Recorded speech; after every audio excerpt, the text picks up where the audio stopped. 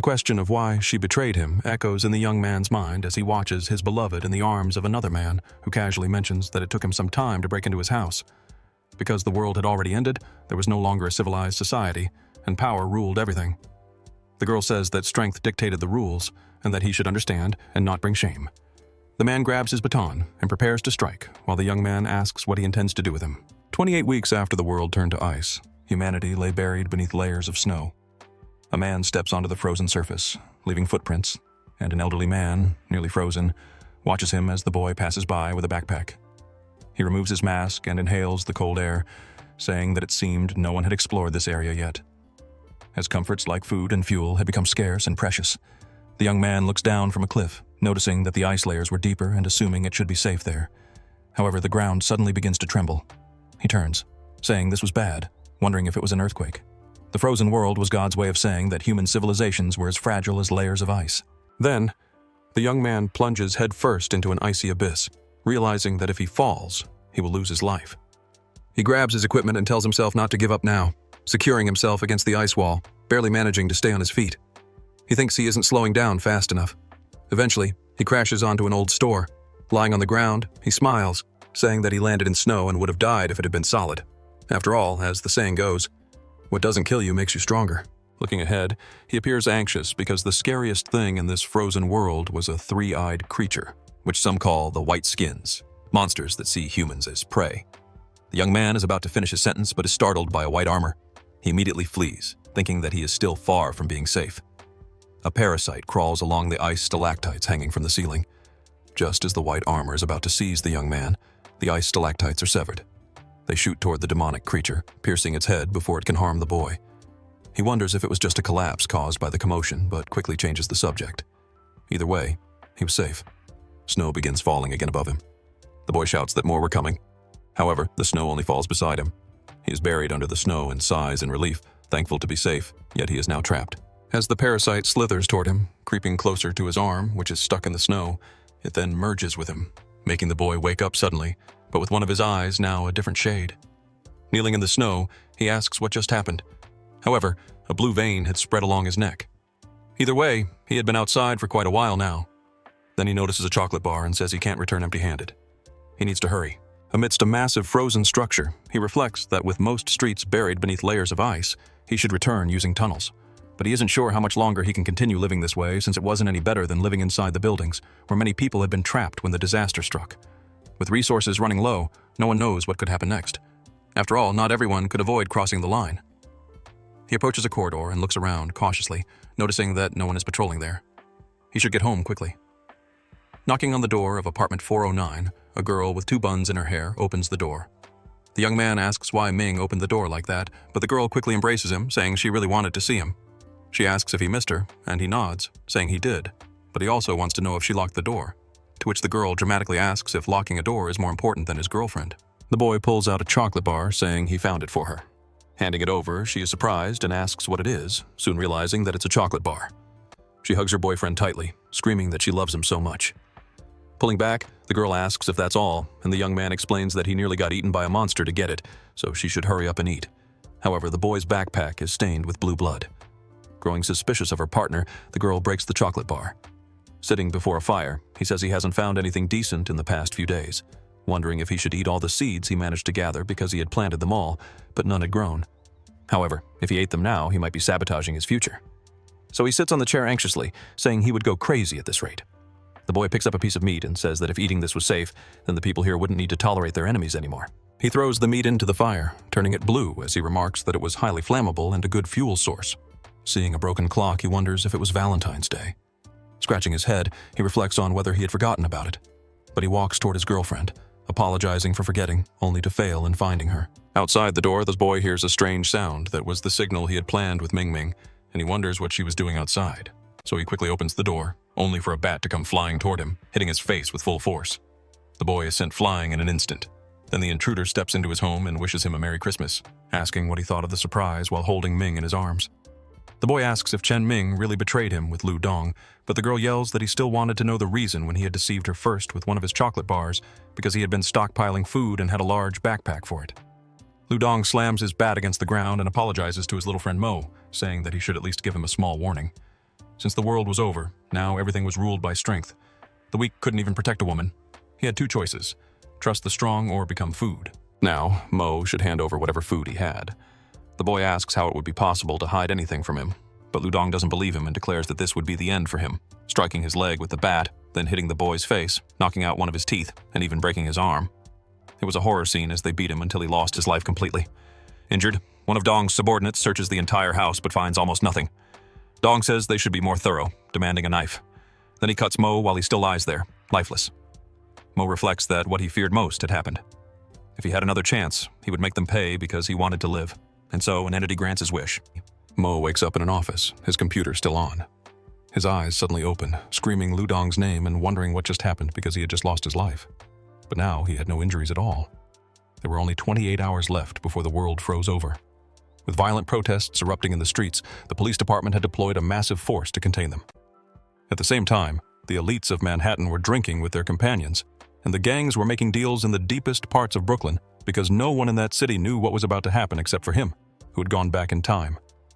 People admired the northern lights in the sky, but the boy already knew that they were a prelude. Then he looks at his phone, thinking that the only person who would call him at this hour was his girlfriend, Ming Ming. He remembers her calling him weak, so he reflects that he had never noticed her true nature, someone who betrayed him in such a way. Thus, he decides that he will cut her out of his life. He answers his girlfriend's call. She asks if he is working hard right now because the aurora looks beautiful, and she asks her boyfriend to send her some money since her credit card was frozen. Mo, however, tells her that they are breaking up and that she should stop calling him from now on, leaving the girl in shock. But he simply deletes her contact from his phone. As he walks, he reflects that now that he has a second chance, the girl who made him lose his life should just freeze along with everyone else. On the Brooklyn neighborhood bridge, the time was 11:58 p.m. The boy says that for this opportunity, he needs to prepare properly. In his past life, within the next 24 hours, when the world froze, the temperature would drop to 0, and he had 28 hours. In theory, it seemed like a lot of time, but what people would do would only bring chaos and collapse. So, realistically, he needed to gather as many resources as possible within an hour. Besides daily necessities, he needed equipment for self-defense amid this chaos, so he planned to look for something like a pistol.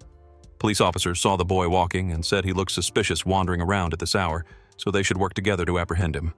One of them stepped out of the car and called out to Mo, ordering him not to move. Pointing his gun at him, he commanded Mo to place his hands where he could see them. His partner spoke into the radio, reporting that they had a suspect on 4th Avenue, while the officer asked what he had in his hand. Meanwhile, the young man analyzed the officer's confusion. He said he was just holding his phone, but the countdown hit 0, and he reflected that he didn't have time to waste on a pig like the officer, so he prayed that they would let him go after an inspection. The officer warned him that at an hour like this, he shouldn't approach without caution. Meanwhile, his partner asked what was in the backpack and told him to hand it over. Mo explained that it was just things from his office job, pulling a blue notebook from his bag. In a panic, the officer screamed that it was a weapon and fired a shot at Mo. The bullet raced toward the boy without mercy. The young man thought this was it. His chance to live was about to end here. But then he denied that thought, telling himself he would survive. His eye began to glow with electric blue streaks. An aura surged around Mo as the bullet approached. The young man wondered what was happening because he could see the bullet's trajectory, questioning whether time had slowed down for him. So he tilted his head to the side, realizing he could dodge it, and it wasn't an illusion. He cursed the officer, saying he was a citizen and the cop had no right to shoot him. Then he rushed toward the officer, saying he couldn't waste time on fools. The bullet missed and struck the ground. Instantly, thin layers of ice formed over it. Mo moved so fast toward the officer that he left trails behind him, landing a punch to his face, shattering his jaw and making him spit blood. The officer collapsed onto the ground next to his overweight partner. The second officer trembled as he looked behind him, seeing his friend completely wrecked from the impact, wanting to know what the hell had just happened and what had done that to him. The officer fell to the ground in terror, pointing his gun at Mo. He demanded to know what the hell he was, but the young man calmly approached the man, saying that even he didn't know what he was, and then a single scream echoed through the Brooklyn streets. After the incident, the overweight officer reported over the radio that an officer was down and a suspect had fled with their firearm. He repeated his call, urging the station to respond. As a trail of blue energy formed ahead of him, he muttered that his day was cursed.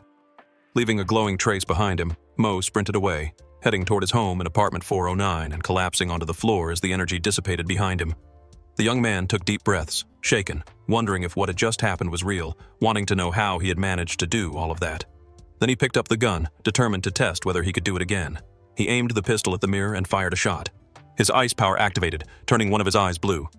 Mo suddenly moved forward, catching the bullet in his hand. He grinned excitedly as he realized what he had just done, wondering if he had awakened some kind of superpower. Looking at his shoulder, which was covered in ice, he questioned why, since the global freeze hadn't even started yet. Could it be because he moved with the bullet like a supersonic jet? Perhaps. He concluded that this ability affected his speed. It might not seem too sophisticated on paper, but with his knowledge of the apocalypse, he was already one step ahead of everyone. A knock came at the door, making him turn to see who was looking for him. It was an elderly woman named Mrs. Fang. She questioned little Mo about what that gunshot was. The young man made up an excuse, saying it was just his TV, that he had broken the remote and apologized for the noise. But the woman sighed, reminding him not to forget what had happened at the nearby supermarket. The streets weren't safe, so he should be careful. Mo thanked her and apologized for worrying her, but she simply returned to her apartment, saying that young people shouldn't overwork themselves, and then she closed the door to Mo's apartment. The young man quickly shifted his focus back, returning to the main problem of resources. Remembering the supermarket that the old lady mentioned, he realized it might have everything he needed for the apocalypse. So, with a wicked smile, he decided he would stockpile his food at the supermarket. The cashier yawned quickly while a security camera recorded the shelves. It captured only Mo looking at the food, but in the blink of an eye, he vanished into a blur. The girl didn't even notice, continuing to yawn in exhaustion. But then, an enormous receipt appeared on her screen. She wondered what it was and if someone had made a purchase. Reading a note at the bottom, she saw a message telling her not to be scared and to go home to stay safe. That made the girl question the strange receipt. First, they were robbed, and now they were receiving odd messages upon checkout. However, at the same time, two men entered the store. One of them had a pistol in his hand. The girl sighed, wondering what was going on these days. But then, the man pointed the gun at her head and apologized because this was a robbery, and she needed to hand over all the money in the register. He told her to hurry up while an icy aura crept toward the store. The gun began to freeze from the cold. Then the entire store followed, coated in frost. A leg stepped inside as one of the robbers asked why it suddenly got so cold. His partner ordered him to turn toward the door, so he did and came face to face with a tall, slender white armor. The thief demanded to know what the hell that thing was, what kind of monster it was. His partner immediately fired at the creature, but the bullets simply curved around its bluish blood. The thief screamed that they couldn't kill something like this, firing again as the creature's hand reached for him. The monster grabbed the thief while commenting on his face, slowly peeling off his skin with its fingers. Then it ripped off the man's face, saying he tasted bad. The cashier held up her phone, determined to record this. A video captured the monster devouring the thief. Police officers watched the girls live stream on their phones, commenting that this format was popular.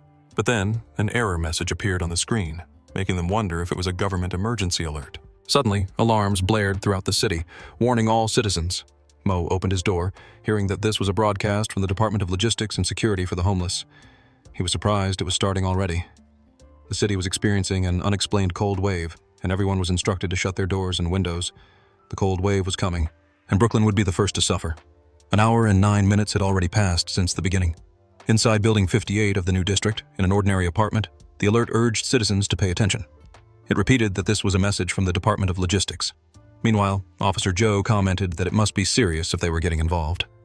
A girl smoked a cigarette while watching the alarm on her phone, and Mo used a screwdriver, thinking that there wouldn't be any setbacks. Lu Dong flicked his lighter and asked if the man wasn't going to talk. Beaten and bloodied, the man weakly said he truly didn't know anything.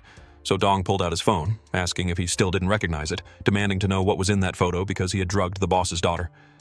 The man sobbed, insisting he didn't know at the time, but Dong crouched down, telling him that he should start praying so at least God might have mercy on him. Then he stretched out the man's hand and drove a knife through it. He mentioned something about counting from 1 to 5.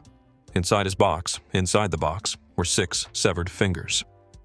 One of the henchmen asked Lu Dong what they should do with this guy, but the young man said that the sin of lust deserved death by fire, so they should throw him into the boiler. The subordinates hurled his body inside, then they sealed it shut. One of them muttered that the boiler was old and might explode, but the other told him to shut up. Lu Dong was waiting for them. However, the henchman near the boiler suddenly noticed something was wrong. A massive explosion erupted from the apartment. His friend grabbed onto his arms while his partner cursed, covering himself in the growing shadow. The screwdriver slowed to a stop.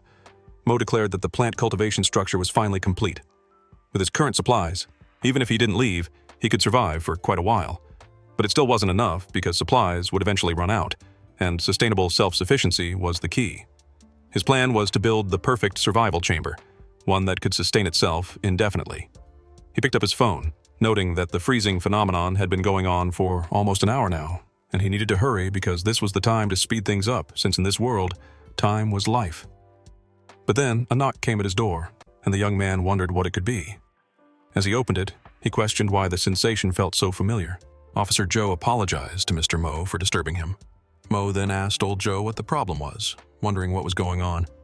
Joe explained that the temperature had suddenly dropped and the heating system was broken, so he was warning everyone to stay safe. Mo remembered something happening last week.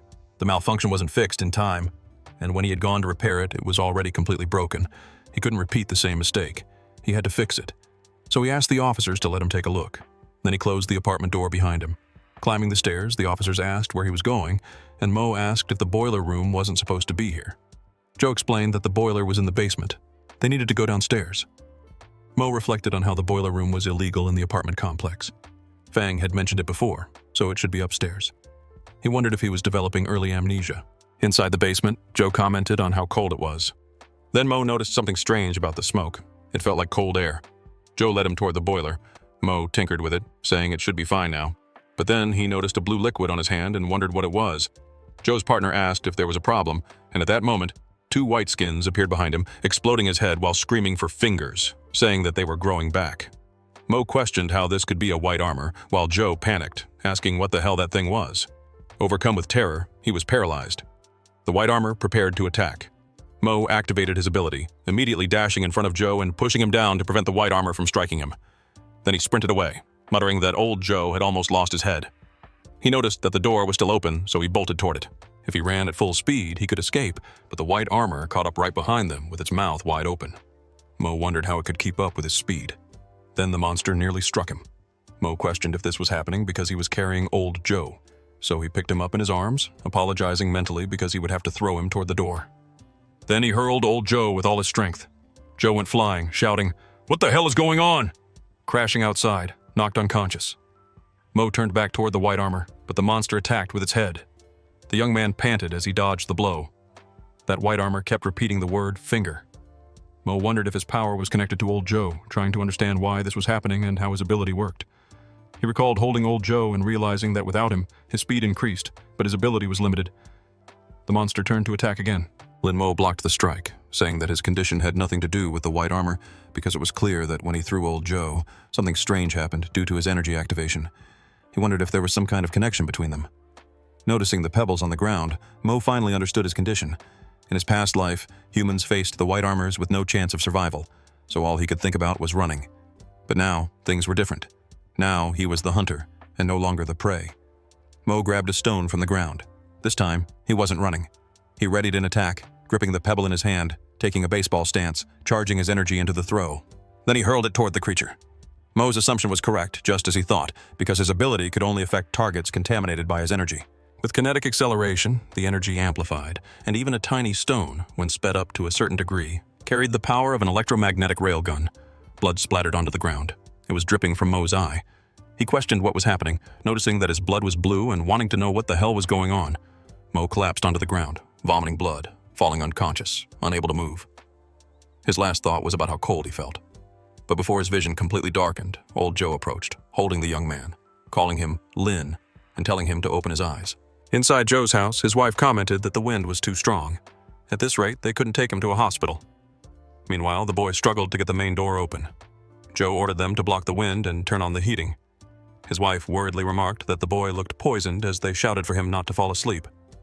The officer found Mrs. Fang and started talking about Lin Mo, but the woman cut him off, telling him to stop talking and go find Xiao Xiao.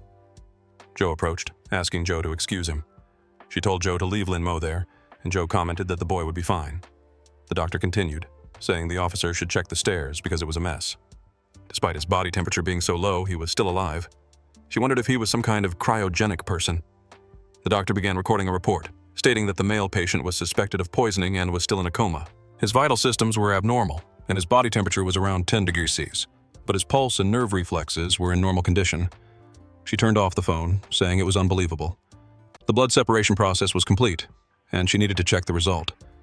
She realized it was something she had never seen before because before centrifuging, the blood looked no different from normal blood, but afterward, blue impurities were separated. Since the analysis would take time, she needed to continue observing the patient's surface characteristics. Even on his body, if not looked at closely, the markings could be mistaken for veins, but upon closer inspection, they resembled an allergic reaction. Suddenly, Lin Mo opened his eyes, The doctor asked if he had finally woken up, while the young man tried to understand what was happening to him. The woman continued, telling him not to walk around like a headless chicken, while Lin Mo wanted to know who she was. Xiao lit a cigarette, saying she was an unlicensed doctor and for some reason couldn't reveal her real name, but he could call her Dr. J. She then asked how he ended up in that state because, to be honest, she had never seen these symptoms before and wanted to know what had happened in the basement. She was very interested in him. In Brooklyn, the temperature had dropped to 29 degrees. The world record for the lowest human body temperature was 13.7 degrees C, while the human body could tolerate 0 degrees C. Prolonged exposure froze tissue and destroyed cells.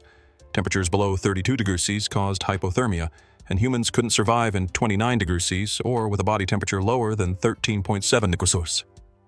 After explaining this, the doctor removed the thermometer from Mo's mouth, telling him to take a look.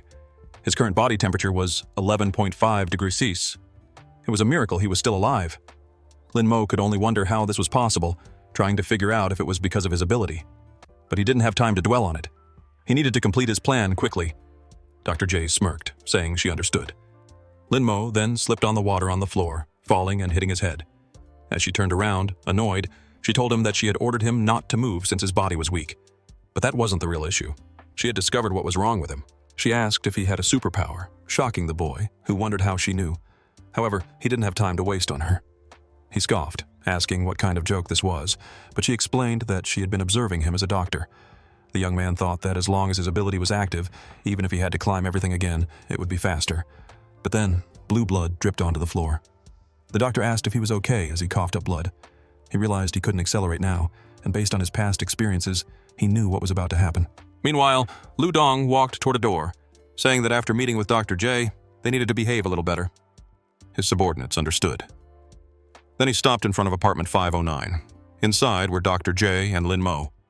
The young man was startled, wondering what was about to happen, but J gritted her teeth and told him to get up. He needed to move, asking for Lin's hand.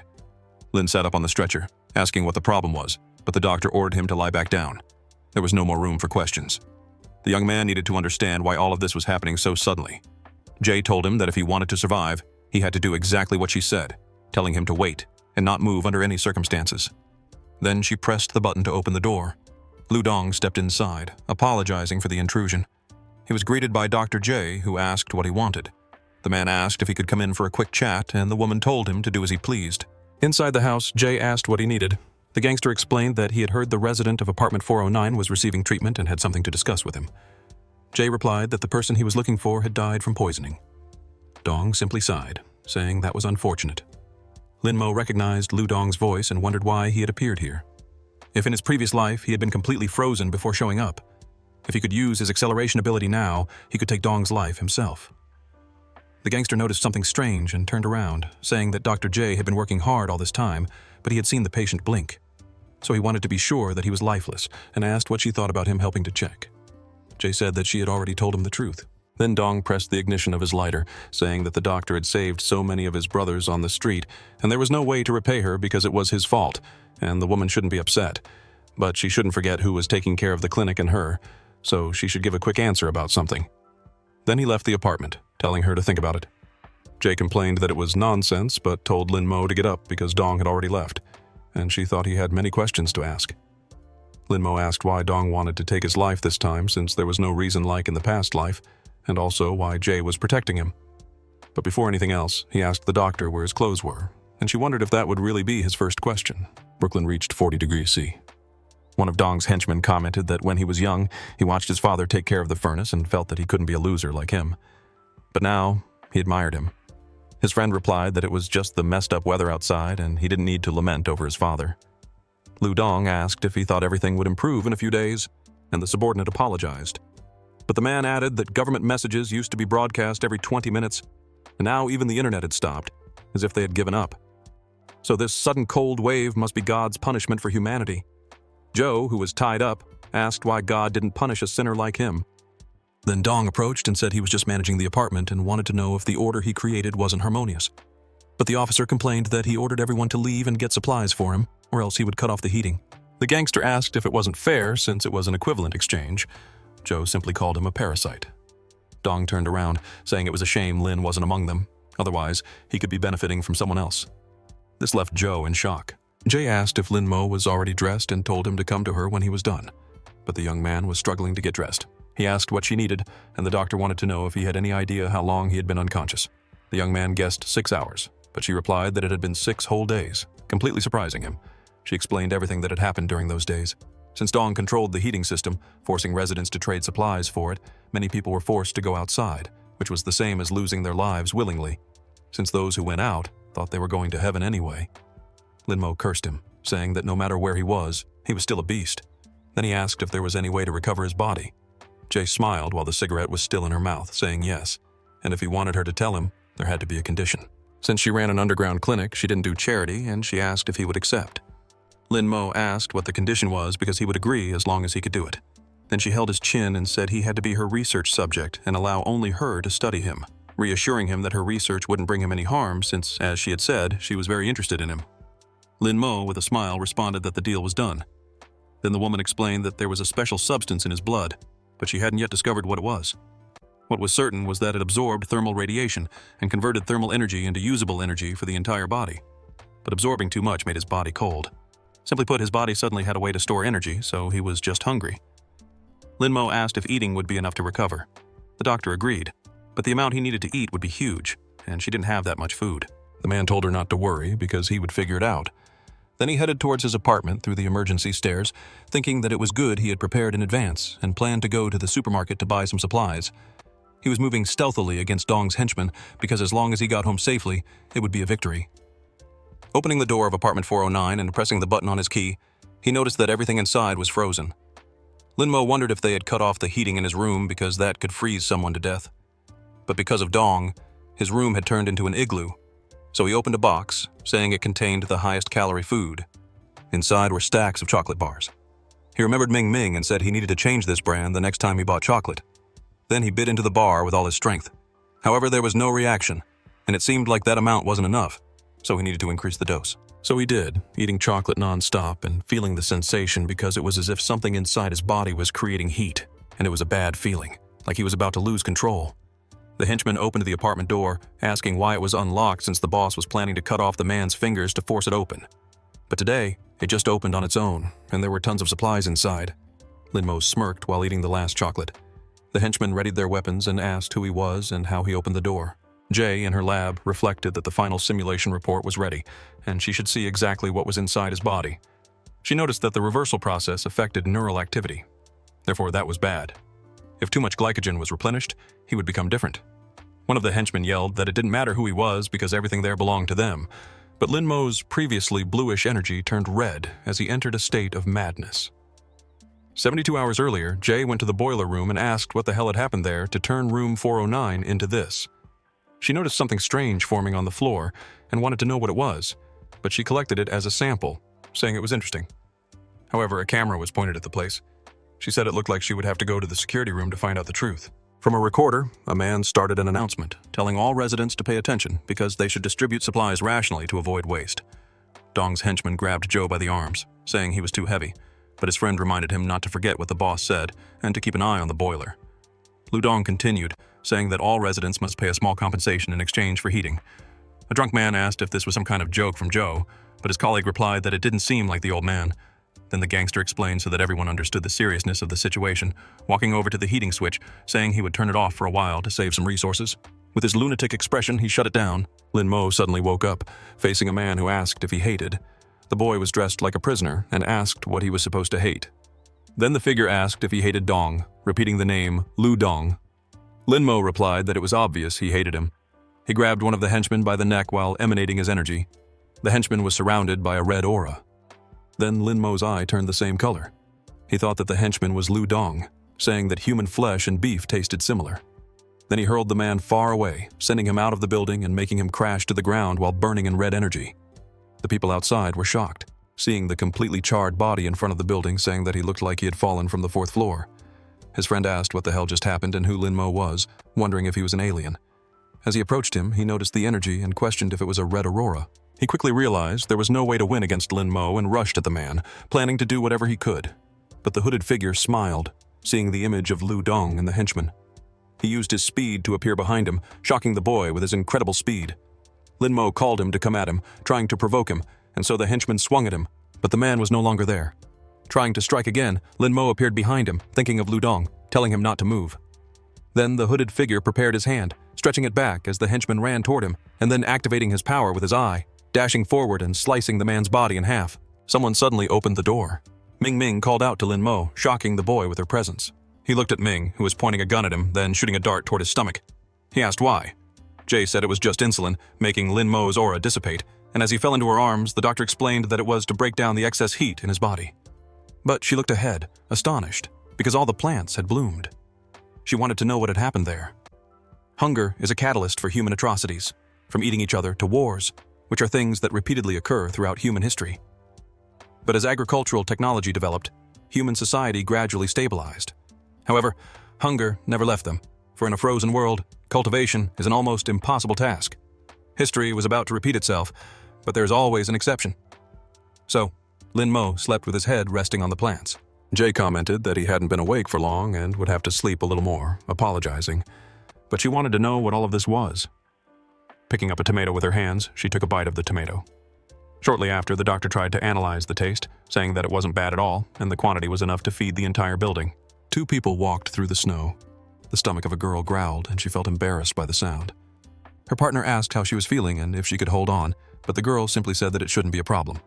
Then her friend touched his coat and said he just remembered a chocolate bar. She tried to be polite and refused, but the man said that the bar was almost taken by Dong and he thought it was in this coat. His wife told him to stop looking and asked if he didn't remember because they gave the chocolate bar to their daughter that morning. The husband turned to her, stunned. Then he laughed, saying he completely forgot, depreciating himself, saying he was useless. While a claw appeared beside his head, destroying the man's face with a single strike, his wife stood in despair at what just happened. After all, they were facing a massive white-armored creature that held her husband in its hand. Then, devouring the rest of the man's body, his blood splattered onto his wife's face, and the white-armored creature said she looked delicious. The woman looked up and asked what that thing was, but someone blonde yelled at her not to stand still, so she turned toward the voice and ran to escape the monster. The blonde shouted for the girl to come to him and to run. She wanted to live. The woman ran away from the white-armored creature, but the monster tried to grab her with its hands, and the girl only glanced back, tripping in the snow and tumbling away. She fell hard onto the ground and tried to get up while the monster chased after her, crying as she pleaded for her life. The blonde grabbed a bottle of alcohol with a rag and ignited it with a lighter, throwing it toward the creature, which got hit, triggering an explosion. Sparks from the fire landed on the woman while the creature was engulfed in flames, screaming that it hated the heat, giving the wife a chance to escape. Facing the building, she thought the monster might not have followed her. Seeing an elevator, maybe she could be saved. But the monster was still behind her, completely shocking the woman who desperately wanted to live. She cried again and repeatedly pressed the elevator button, and the white-armored creature kept calling out to her. The girl screamed at the damn elevator to hurry up, but the blonde appeared, ordering her to close her eyes, completely surprising the woman, who wasn't expecting it. Lights began to flash, blinding the creature, which screamed that it hated the brightness.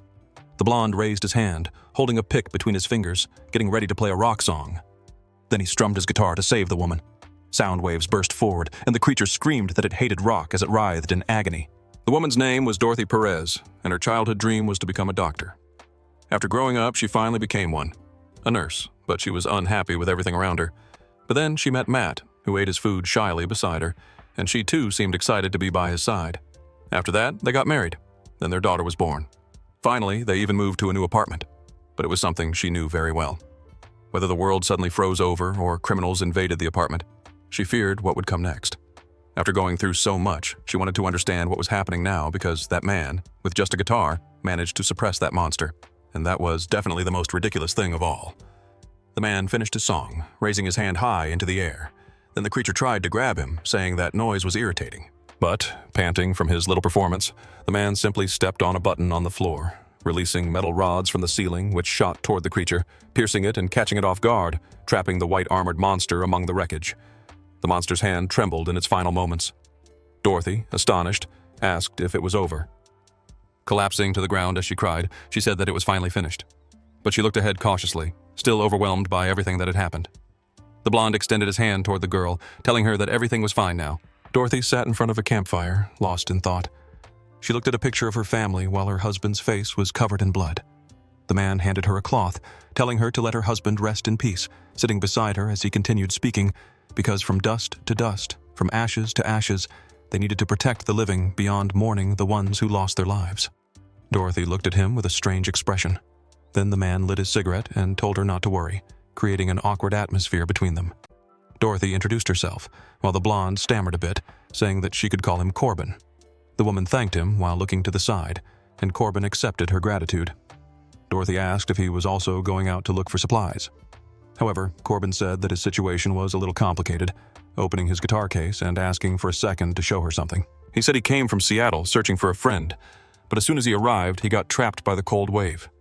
Then he handed her a photo, saying that his friend was the one wearing the hat and they used to play together in a band during high school.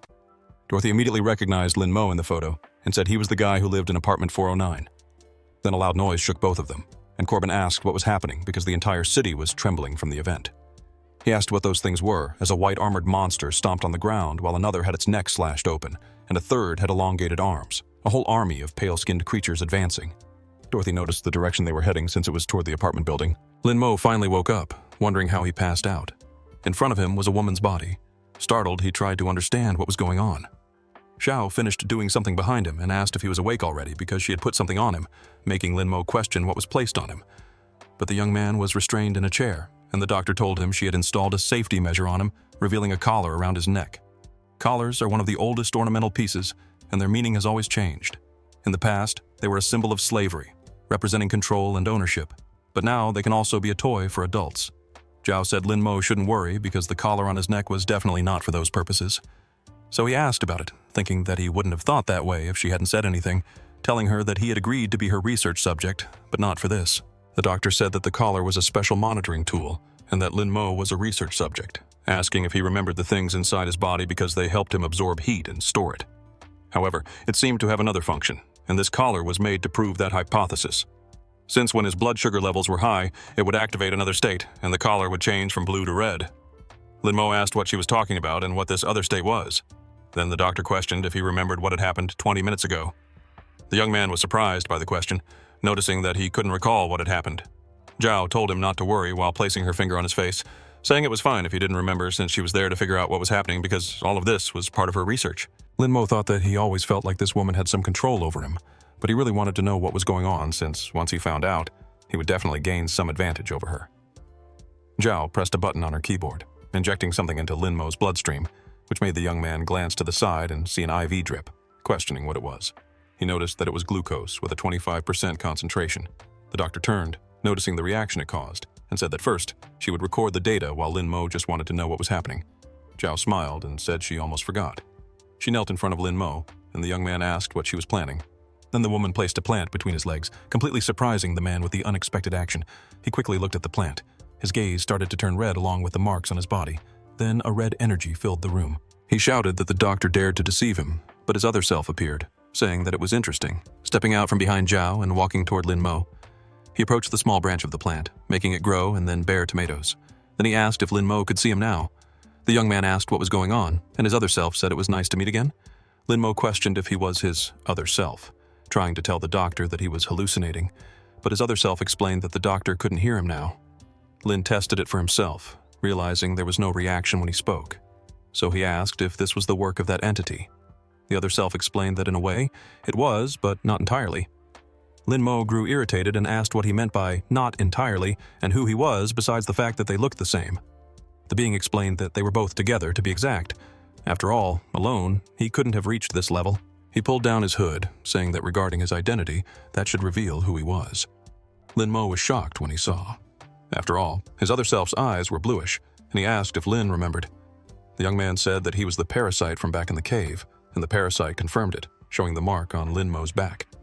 He explained that his powers and the ability to resurrect were thanks to him. Transforming into a woman, she told them both to get along. The National Security and Logistics Bureau was a branch of the agency, also known as ASLN, and was one of the few departments that could operate independently. The logistics agency had its own medical unit, administrative units with capable people, and even military units. This agency was considered the last safeguard of civilization in the world after the government collapsed. Someone called out to Shalu, asking if the network had not yet been restored, while the woman had a photo of herself and Zhao on her desk. Shalu said that Miss Barbara had asked the same question 28 times in the last 2 days. Then Barbara sighed, looking at her partner. Shaolu began to explain about the information department and a hardware issue, but Barbara shouted that she already understood. She had the surname Ripley and was a level 4 leader in biochemistry, saying that, to be honest, they were just passing responsibility around. Barbara asked if the report was complete, and Xiaolu said it was almost ready. The woman said that was good enough and that it should be sent to her first, and her subordinate questioned about the rest. With disdain in her voice, Barbara said that the bald guy wouldn't read it seriously anyway because the situation was urgent now. She opened a government document. She thought that it was all starting again, and her bald boss complained that this was not the time to discuss such things. Frank Kordick, a level 2 minister, shouted that first there were climate changes, then cyber attacks rendering communication useless, and even the frontline operators had been out of contact for 48 hours.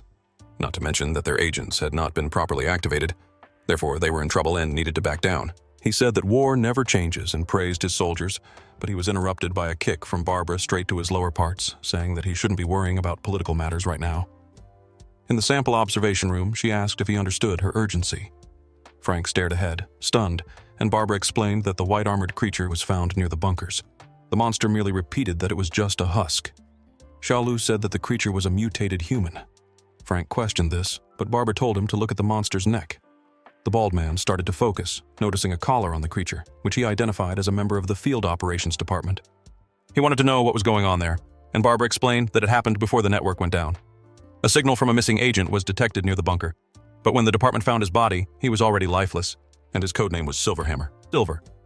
She explained that 24 hours later, the body underwent a mutation and became what they were watching now. Xiaolu added that they had obtained some information from the CIA, and this creature was being monitored even before the cold and other related events. That footage was from the same supermarket, and those two were the first monsters, temporarily referred to as husks. An image of Lin Mo appeared on the screen, and she said they had been calling him Number 0. The young man wondered what was going on there because just a second ago the parasite was an insect, but now it had turned into a woman whom he actually found quite beautiful. The parasite smiled while looking at Lin Mo, saying that humans get shy when they see the opposite sex naked, then sat on the young man's lap, making him wonder if it was an illusion because the surroundings seemed as if time had frozen.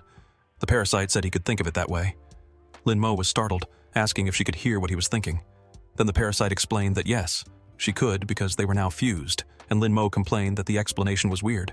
The woman said he could only see her because of Zhao's sugar, and Lin Mo realized it was an illusion. Then he asked if the parasite had been activated. She twirled her hair in her hand and said that, strictly speaking, that was his blood, and that was the part that granted Lin Mo his abilities.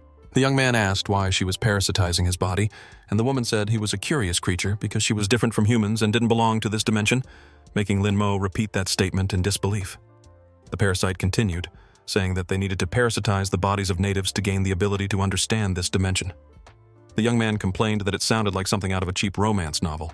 The parasite said her race had no name or definition, traveling between dimensions without perceiving time but unable to interfere, needing hosts to break barriers. However, she admitted it must be hard for humans to understand, saying that they wanted to hear their own names and see the castles built over time, yet they couldn't interfere with the world, questioning how they could prove their own existence. Lin Mo asked if this was existentialist philosophy, because from what she was saying, she sounded quite lonely.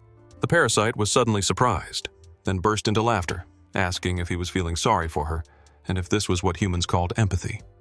Then, choosing humans as hosts seemed to have been the right answer. She embraced him, saying that his current expression was cute, but she had some bad news. Since the moment they fused, Lin Mo had become a target for the husks.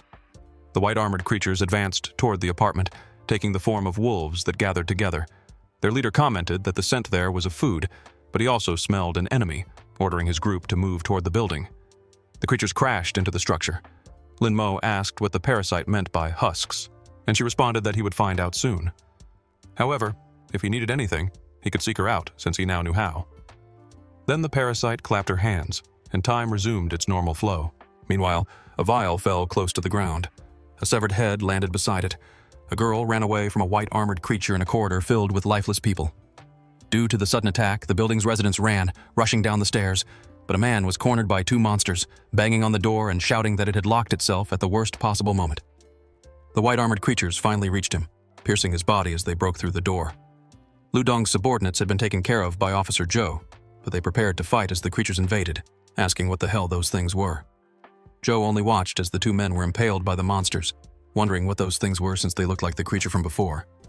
He noticed some red points on the monsters, questioning if they were sucking blood. However, the monsters hadn't noticed him yet, and he needed to find a way to escape. It would be difficult to break the rope without tools, and the pillar had no sharp edges. so he decided to resort to an old trick from his youth, gripping his thumb with the other hand and pushing it downward to dislocate it, freeing his hand from the rope with ease. Joe said it was good to have those old injuries from his youth. Now his fingers tended to dislocate easily. He tried to move stealthily since the monsters didn't seem to have noticed him. However, he realized that in this situation, he couldn't leave empty-handed. Joe thought he needed to find the security vault, and luckily the thieves hadn't realized it was a weapons cabinet. But then, a white armored creature appeared in front of him. Joe cursed the whole situation out loud. Meanwhile, Zhao commented that just as she suspected, the plants responded to his influence, capable of growing rapidly. Linmo asked if she could undo everything. The doctor said that although he could do it, the boy could not use the ability for long periods, or he would end up weakened. She had collected most of the data she needed, and Linmo yelled at her to hurry up and help him undo it. A tremor shook the room, and Zhao questioned what that sound was. The door of the room began to rattle. Frightened, the doctor asked what was happening. Linmo was surprised and asked if it could be a monster. One suddenly appeared in the room. He noticed that it was a white armor. The parasite whispered in his ear that it was the shell. Linmo turned around, asking why she was still there, but the creature put a finger on his mouth, saying that this was not the time to be thinking about that because if he didn't act fast, Zhao would lose his life. Linmo activated his ability and rushed forward, questioning why all the women around him were so difficult. He picked Zhao up in his arms while apologizing and asking for her permission. Then he fled far away using his powers. The creature attacked the wall since Zhao was no longer in front of it. Linmo landed on the ground, still holding the girl, and asked if she was okay. However, he noticed the girl's embarrassed expression. She touched his chest and said it was fun to experience his ability like that. Linmo helped her up while they both faced the monster. Zhao questioned what it was, and her friend responded that he didn't know, but it was definitely dangerous, calling for Dr. J while stepping in front because he wanted to deal with that creature. Zhao reminded him that he shouldn't overuse his abilities, and the boy agreed, saying that he wanted to tell her something. Since although she was a bit clumsy, judging by the results, she really helped a lot, and he thanked Dr. Zhao. She was completely surprised by this and questioned why he was bringing this up now. Linmo prepared for battle and said they could deal with those small matters later because he would make sure to properly thank her. Several white-skinned creatures appeared in a room to face him. The boy was taken aback by this, wondering if it could be a collective action. Dealing with one was easy, but with so many, he might fall into a weakened state again. Zhao asked what was wrong since she was eager to see how he would thank her, and Lin replied that maybe she should wait a little longer. Then the monsters charged at him. Realizing he would have to face the white-armored creatures head-on, he prepared a combat stance against them. Zhao picked up the tablet and said that since this was the case, she should test his limits, monitoring his glycogen at 100%. Lin dodged a creature, thinking that if he kept using acceleration continuously, he would end up weakened before finishing them. But he grabbed one of the monsters, saying he had a way because he only needed to use the power when necessary. He threw the creature towards its group. The creatures regrouped to attack, and Lin thought they were not as dumb as they seemed, but he was no longer the monster's prey. Linmo activated acceleration in his eye, noticing that when the ability was activated, time slowed down for him, allowing him to observe the beast's movements and predict their attacks. Thus, he dodged the strikes, realizing that with this, he didn't even need full-body acceleration, and the same applied to his attacks. Advancing against the creatures again, even unarmed, as long as he accelerated his fists to a certain degree, he could trigger a supersonic explosion, destroying everything in the room. Linmo turned to the remaining beasts and asked if they were afraid now since he was just getting started.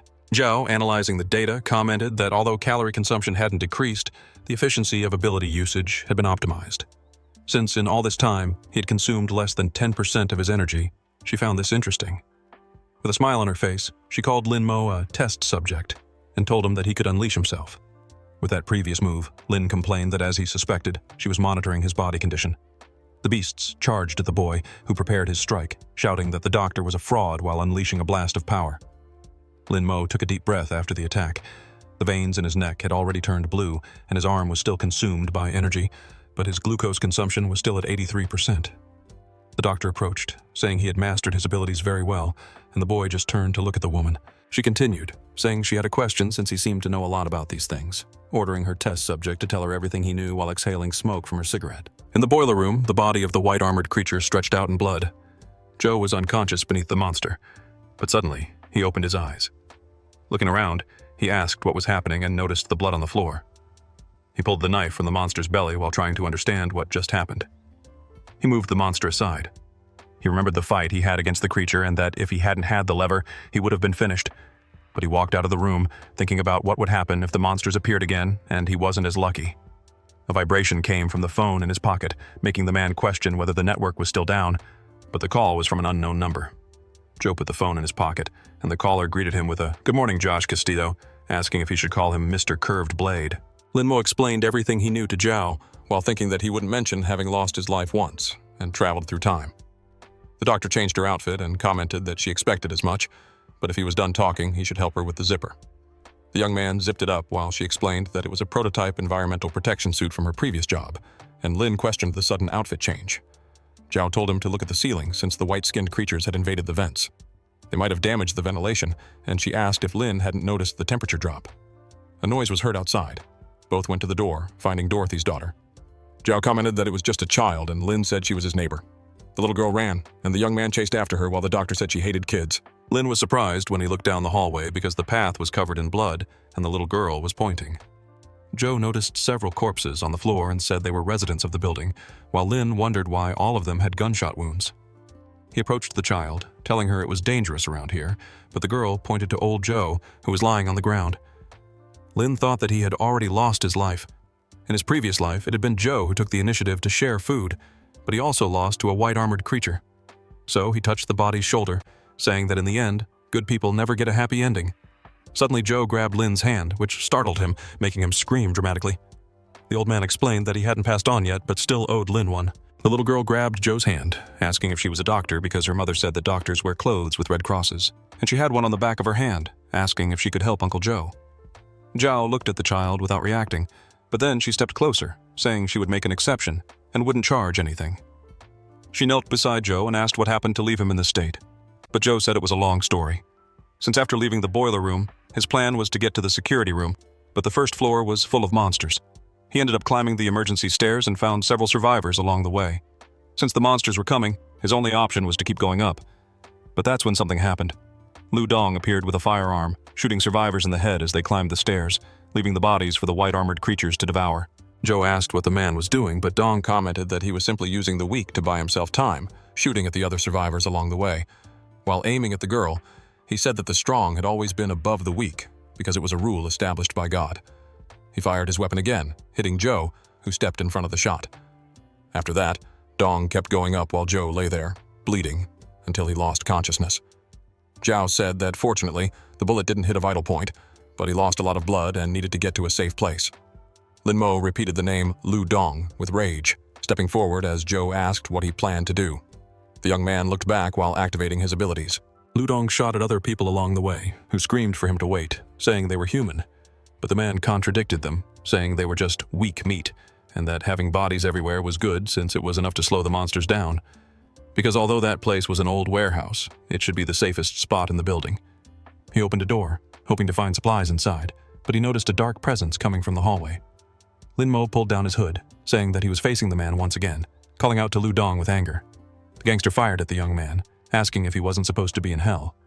But Lin dodged all the shots while charging toward Dong, landing a kick that severed his leg. Then he lunged forward with his hand shaped like a claw, slicing off the arm holding the gun and grabbing Dong's head with his hand. The man asked why he was doing this while Lin headed toward the balcony, since he hadn't even done anything to him yet. Lin Mo questioned how he could say he hadn't done anything. But then he realized that nothing from his previous life had happened yet. After coming back, he never sought revenge, as he only wanted to create a safe place for himself. However, looking at the situation now, that had been foolish, as innocent people lost their lives, and all of this made him furious. But it was clear that his anger wasn't just toward Dong because he also felt anger toward himself for being such an idiot. He burned Dong's body with his power and hurled it toward the white-skinned creatures while declaring that now, if he were to do it again, he would do the same to his enemy 100 times over, because that was the law of the frozen world. Joe and the little girl warmed themselves by a fire. Zhao commented that the building manager used this place as a storage room, so it could be useful to them since there were still some supplies left. Lin Mo sat in the corner near a crate, thinking that he finally got his revenge, but it didn't feel like it was enough. The doctor interrupted him by smacking his head, asking what he was thinking since she already suspected he had issues with that bastard, and it was normal for people to become compulsive when they had great power. But in Lin's case, it was different. She thanked him for getting rid of Dong. Lin asked if she also had problems with the gangster, and the woman recalled moments from her past with him pointing a gun at people. The young man stood up and said the doctor didn't have to answer if she didn't want to, since they would be staying there for now. Because it was used as storage, the heater didn't work, and seeing how the place was, everything still seemed intact. But old Joe was injured and Maggie was just a child, so they wouldn't be able to rely on the fire in the barrel forever. With dangerous white-skinned creatures outside, they needed to reinforce the room's security, and they could use the available materials for that. However, if they wanted real warmth, they needed to go to the power room. Zhao commented that the building was full of monsters and feared what could happen if they didn't do something about it. Maggie suddenly sneezed while they were talking. Lin said she could end up with hypothermia if she stayed still like that, and Zhao explained that there was only one way inside, a garbage tunnel. Footsteps were heard. Mo suddenly fell out, landing face first on the ground, grumbling about it being the garbage tunnel of all places. But he was surprised when he looked ahead, seeing a creature that looked like a core. He wondered if the white-skinned beings had fused with the residents, forming a nest. He turned around, noticing a strange noise, wondering if it could be a white-armored creature. But Zhao suddenly fell on top of him. On the ground, Lin commented that the doctor was stopping him from getting up. The doctor retorted that she could move if he took his hand off her. A sudden noise was heard, and she signaled for Lin to stay silent. Then the creature looked to the side, passing by them unnoticed. Zhao asked what that thing was, and Lin wanted to know why she even came there. She explained that 2 people were needed to operate the power room, and since Lin's body was in a weakened state, he might pass out there. The monster then suddenly charged toward the wall where they were hiding. The young man wondered what kind of monster that was, as it was different from the other white-armored creatures, and he was too weak to fight it now. He could end up dead. According to the doctor, the white-armored creatures didn't eat people. They only drained and stored their blood. But he wondered where all that blood was going. Maggie looked out the window and asked Joe what was happening, shocking the old man with a terrifying sight. Since the white-armored creatures were spreading across the building and a female was lying on the ground with an immense belly, Corbin commented that she looked lifeless, and Dorothy said she wouldn't attack them anymore. However, a light appeared from the building, and a man was identified as using Morse code. Dorothy asked about Morse, and Corbin explained that it was a signal language, allowing communication through different letters of the alphabet and numbers depending on the pattern used. Joe, from the window, signaled with the light, saying that they should understand and not go there. Corbin was surprised by the code, and Dorothy questioned what they were trying to say. The young man understood little but told the woman that they were asking them to go there. Both moved toward the building while Dorothy appeared hesitant, and Corbin said that her daughter should be there. But Joe did not want the 2 of them to take that path. Still in the nest, Lin thought they needed to follow that route, but a white-armored creature was blocking the entrance. He had no choice but to fight the monster. Cracking sounds came from the ceiling, drawing the creature's attention. Lin and Zhao took the opportunity to move forward, thinking that this was a perfect distraction. The doctor commented that the veins on the floor seemed connected to those who lost their lives. Lin agreed and said it was bizarre to use humans as part of a nest. When suddenly, something emerged behind him. It was a white-armored creature with a skeletal structure. It took on a humanoid form resembling a lich. The creature shoved its hand into its own belly, pulling out its intestines and using them to forge a sword. Then it swung the weapon downward. Lin sensed something strange and cursed the monster. He pushed Zhao aside while accelerating his step. The creature charged to strike both of them while the young man tried to reach Zhao, getting slashed on his back to shield his friend from the attack. He stepped back, holding on to the woman, saying that the monster was much faster than he was because that white-armored creature was far stronger than the others. Lin placed his hand on his own shoulder, thinking about how powerful that white-armored creature was. The monster suddenly made a sound, its vision entirely focused on Zhao. Lin Mo wondered why its target was the doctor and not him, but the creature lunged forward with its sword. The young man managed to push Zhao aside but got slashed by the sword. That monster was too fast, making it difficult for Lin to hold out, because if the creature kept attacking like this, both he and the doctor might lose their lives here. He wondered if he was about to die again. The parasite appeared, talking about running away, asking if that wasn't what people of his kind did in situations like this. Because as he knew, in this frozen world, there was no mercy. It was a world where everyone was equal, so if he abandoned the doctor, he might still survive. Lin said that he wouldn't run away because if he did that now, there would be no difference between him and Lu Dong. He said that he did not need to abandon his humanity to survive, surprising the parasite with his response. Lin explained that if she was part of him, she should understand. When innocent people lost their lives, his chest ached, and he felt suffocated. That pain was his humanity suffering, just like the fossils of his ancestors, which bear fractures, proving that they did not abandon their companions. Therefore, Lin could only think of one thing now. Since he had this power, he would make sure to use it to his advantage. Veins formed across his body and horns. The symbol on his necklace began to be consumed by the veins. As the white-armored creature charged toward Jiao with its sword, the doctor was frightened and started sweating. But the creature's attack was blocked. A bluish-white armored creature stood before her, and Jiao asked what it was. Lin was that monster, and declared that with this power, he would protect people. He noticed that he looked similar to that white-armored creature, but he clenched his fist, as he did not feel the same as it. The young man released energy into his hand, and his monstrous body took on a blue glow. The parasite commented that this was interesting because it seemed she made the right choice in selecting him, and the young man would now feel the essence of power. Lin then charged to punch the creature, landing a blow that the monster defended against. He advanced again, attempting a horizontal kick, but the monster dodged. Lin had become faster, but it was still not enough as the monster continued to evade. Zhao questioned what was happening because he had created a new layer on his skin, as if he was absorbing energy from the air and converting it into power. But given the place they were in, she wondered if this was an unlimited energy source and what the essence of this power was. Lin thought that for now, he would put aside his resemblance to the white-armored creatures as the monster struck at him. Even with this power, it was difficult for Lin to defend himself and fight the creature, dodging the monster's attack by a hair's breadth, landing a grazing punch on the creature. They collided, and Lin thought that he could accelerate time, wondering if he could do the opposite. The creature charged with a diagonal strike and then fled from Lin, heading straight toward Dr. Zhao. Without hesitation, Lin concentrated his energy into his fist, striking the creature's nest. The monster, which was just about to attack the woman, stopped in time, only a centimeter away from hitting her. Lin thought that it worked, but he prepared to run, saying that this was it because he would finish the monster with a single strike, slashing multiple times across the creature's back, calling this attack Shadow Fist. Time returned to normal, and an explosion occurred.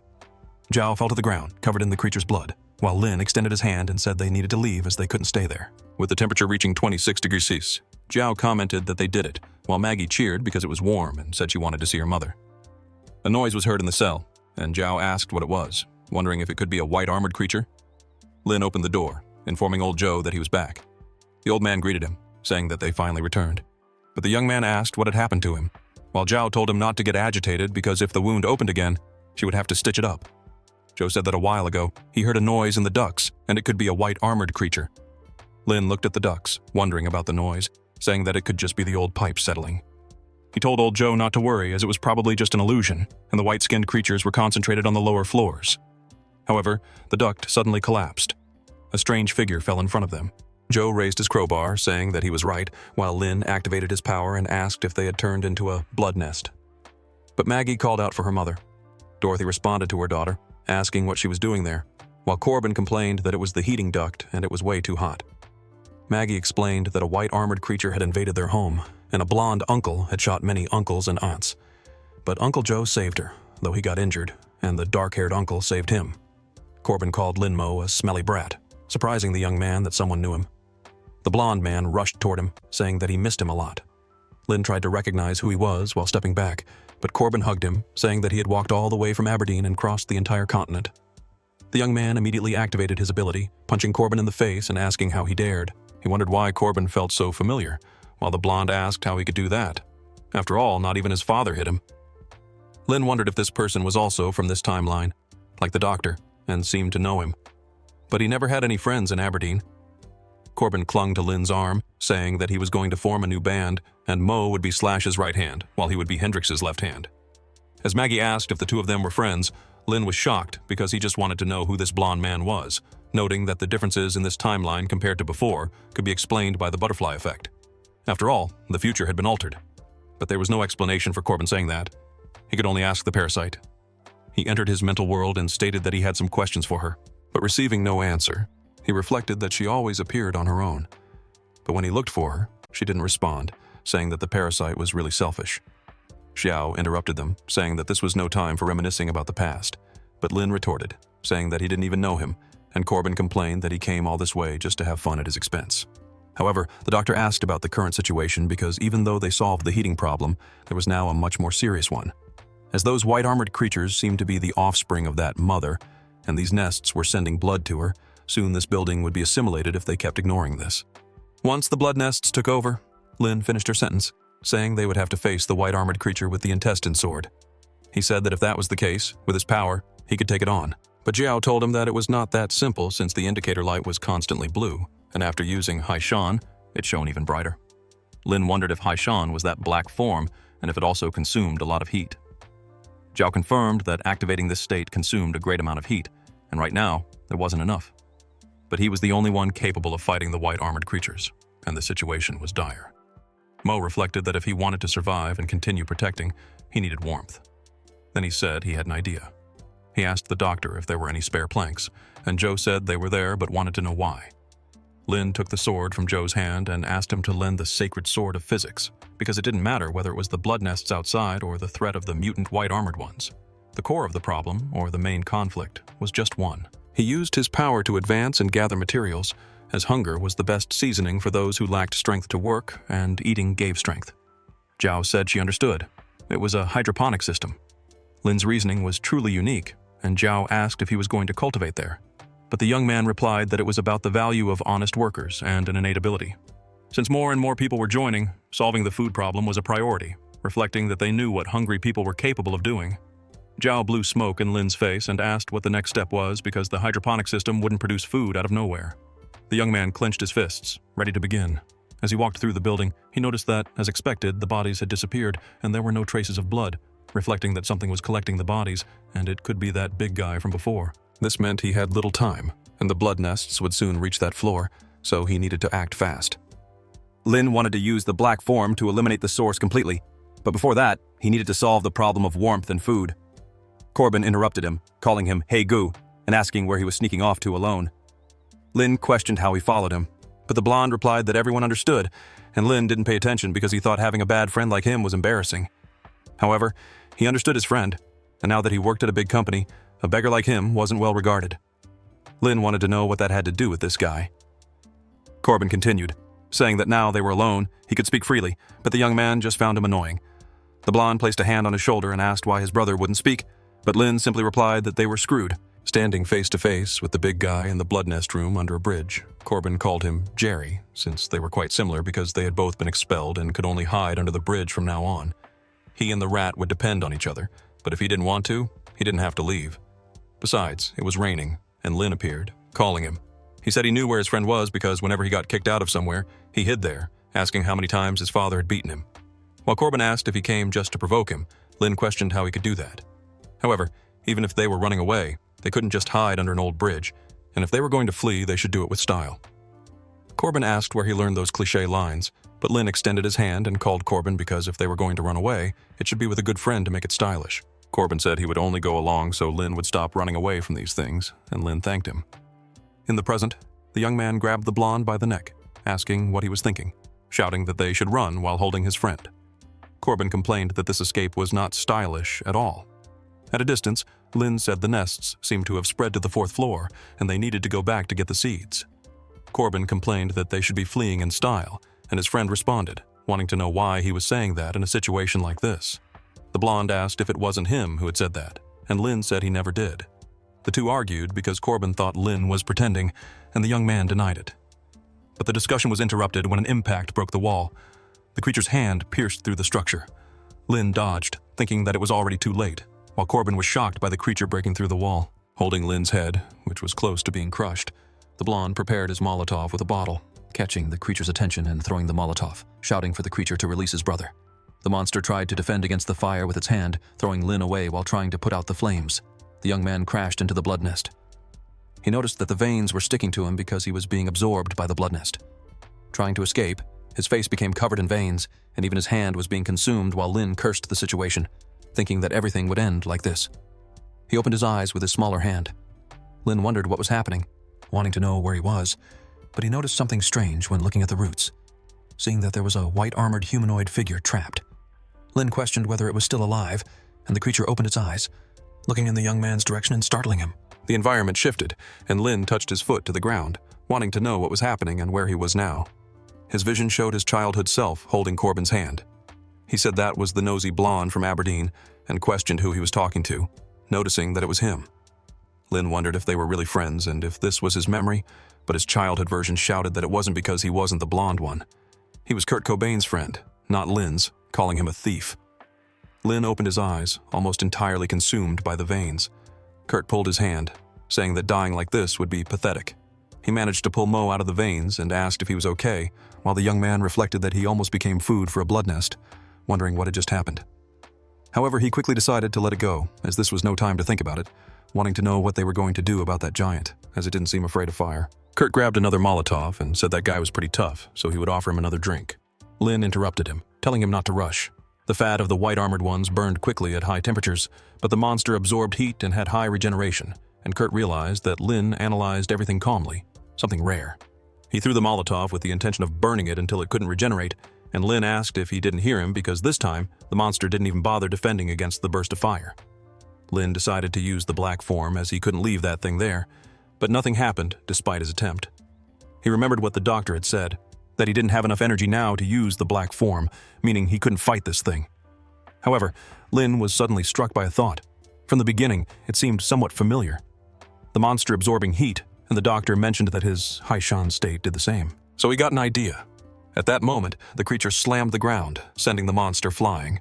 In his past life, the fortress had been attacked again, and in front of a cross, they hoped for a spirit to find peace.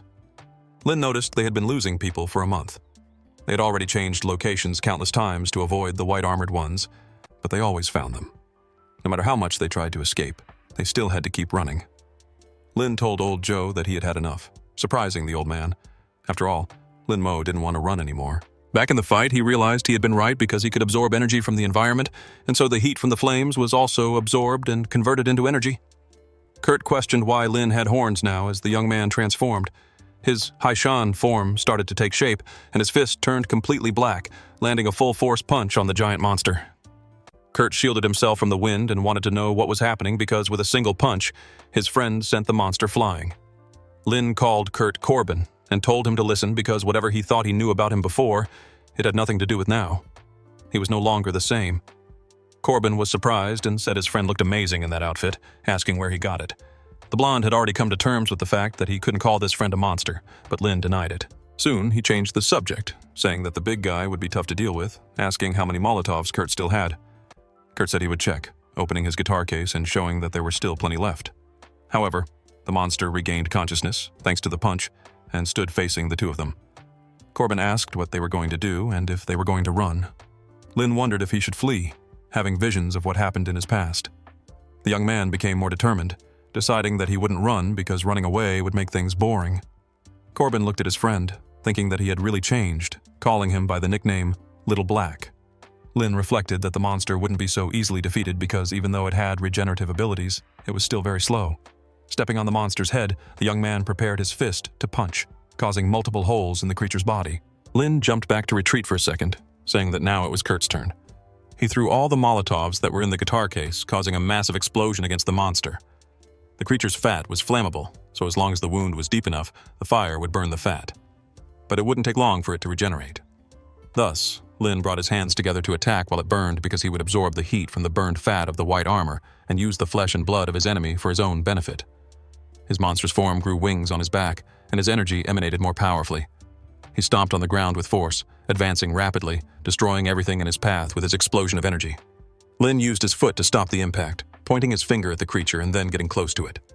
He placed his finger on its nose. The kinetic energy caused the entire structure of the creature to be destroyed with a mere touch. Corbin watched from afar and asked if that was a sound barrier, while Lin reflected that as long as the entire body was destroyed, even the strongest regenerative ability was useless. However, he only managed thanks to Kurt, and although he seemed suspicious, he was truly helpful.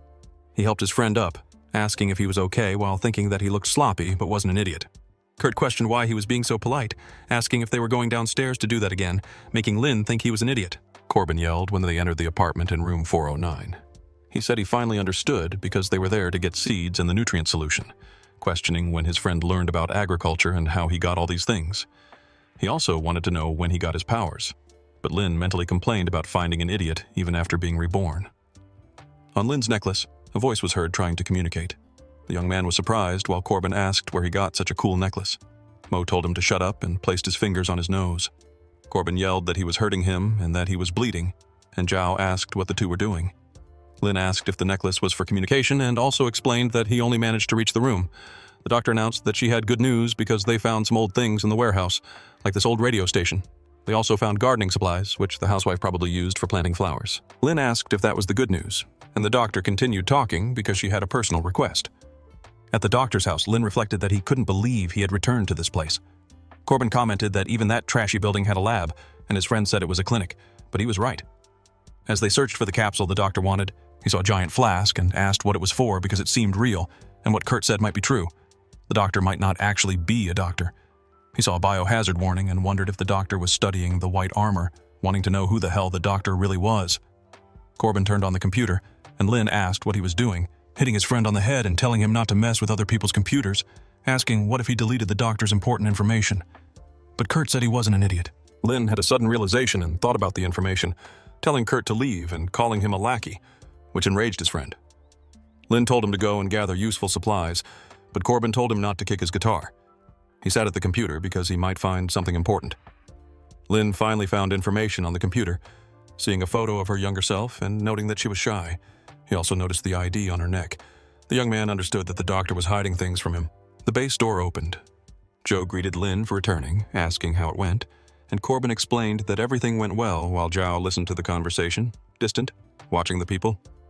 Lin explained that he managed to collect some seeds that were in the room due to the limited number of accessible floors, and, unfortunately, he didn't find anything to eat directly. Joe said it wasn't his fault but Lu Dong's for stealing the supplies. Then he asked for help planting, but Lin refused since old Joe was injured. Zhao offered to help since she knew a bit about botany and biochemistry and could be useful, asking if Lin didn't think so. The young man agreed, looking suspiciously at the doctor. But Kurt interrupted them, saying that he would help too, then changed his mind upon seeing their looks. Lin told him to go to the kids' table with Maggie since he wasn't helping. Separated from the others, Zhao asked about what she had requested earlier. Lin showed the flask and asked if this was what she was referring to. But when the woman reached for it, he stepped back and told her to wait, wanting to know if she wasn't going to explain anything before taking it because he needed to find out who the hell she really was. With a smile on her face, Zhao asked if he still hadn't figured it out. Lin noticed the expression on her face and questioned if the doctor did it on purpose. Zhao remained silent, keeping her smile. The young man wondered if the capsule was just bait to lure him to her house, wanting to know what the former biochemical department agent, Zhao Shuya, was planning. Zhao grabbed the flask and said he got half of it right because it wasn't bait, but rather the key to humanity's survival. She asked if he remembered when he became Haishan, as he looked similar to the monsters, and she believed there was a connection between him and the creatures. The organ reinforced this theory. Even in that state, it was still absorbing heat, much like what happened to Lin. The young man asked what this had to do with the key to survival and why she revealed her identity. Zhao told her test subject not to worry, because whether for food or for storing energy to face the mother outside, they needed to solve the planting problem quickly. If she wasn't mistaken, when he created the hydroponic tank, he was thinking about using the red limit state to accelerate plant growth.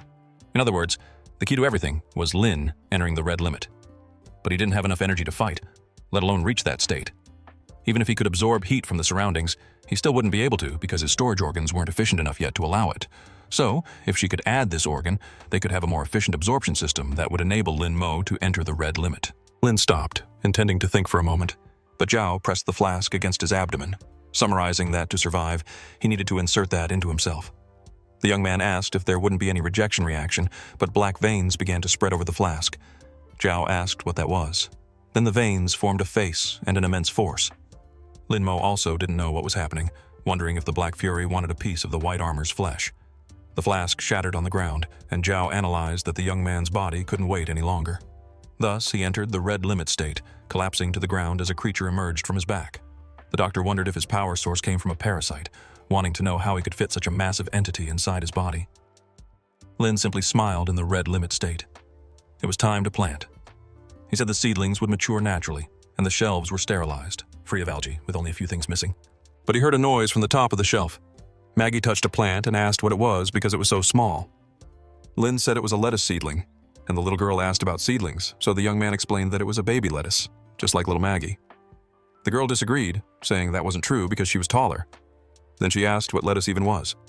Dorothy appeared and said it was the green vegetable in her favorite burger, so Maggie asked if her mom could take her to eat a burger when her dad came back.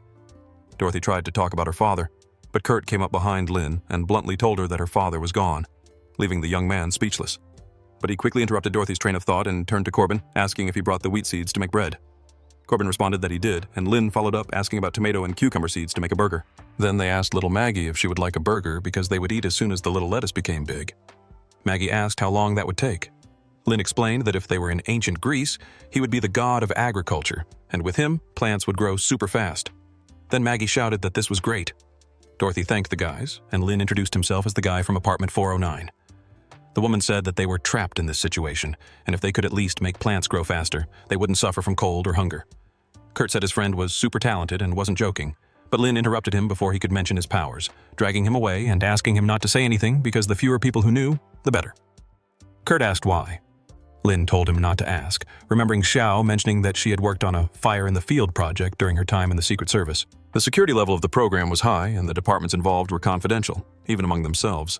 But she managed to obtain specific information, a project to infiltrate agents among civilians using drugs, brainwashing, and hypnosis, creating human monitors. While the NSB protected the country, she didn't know if the NSB was paralyzed or not, or if there were NSB monitors among them.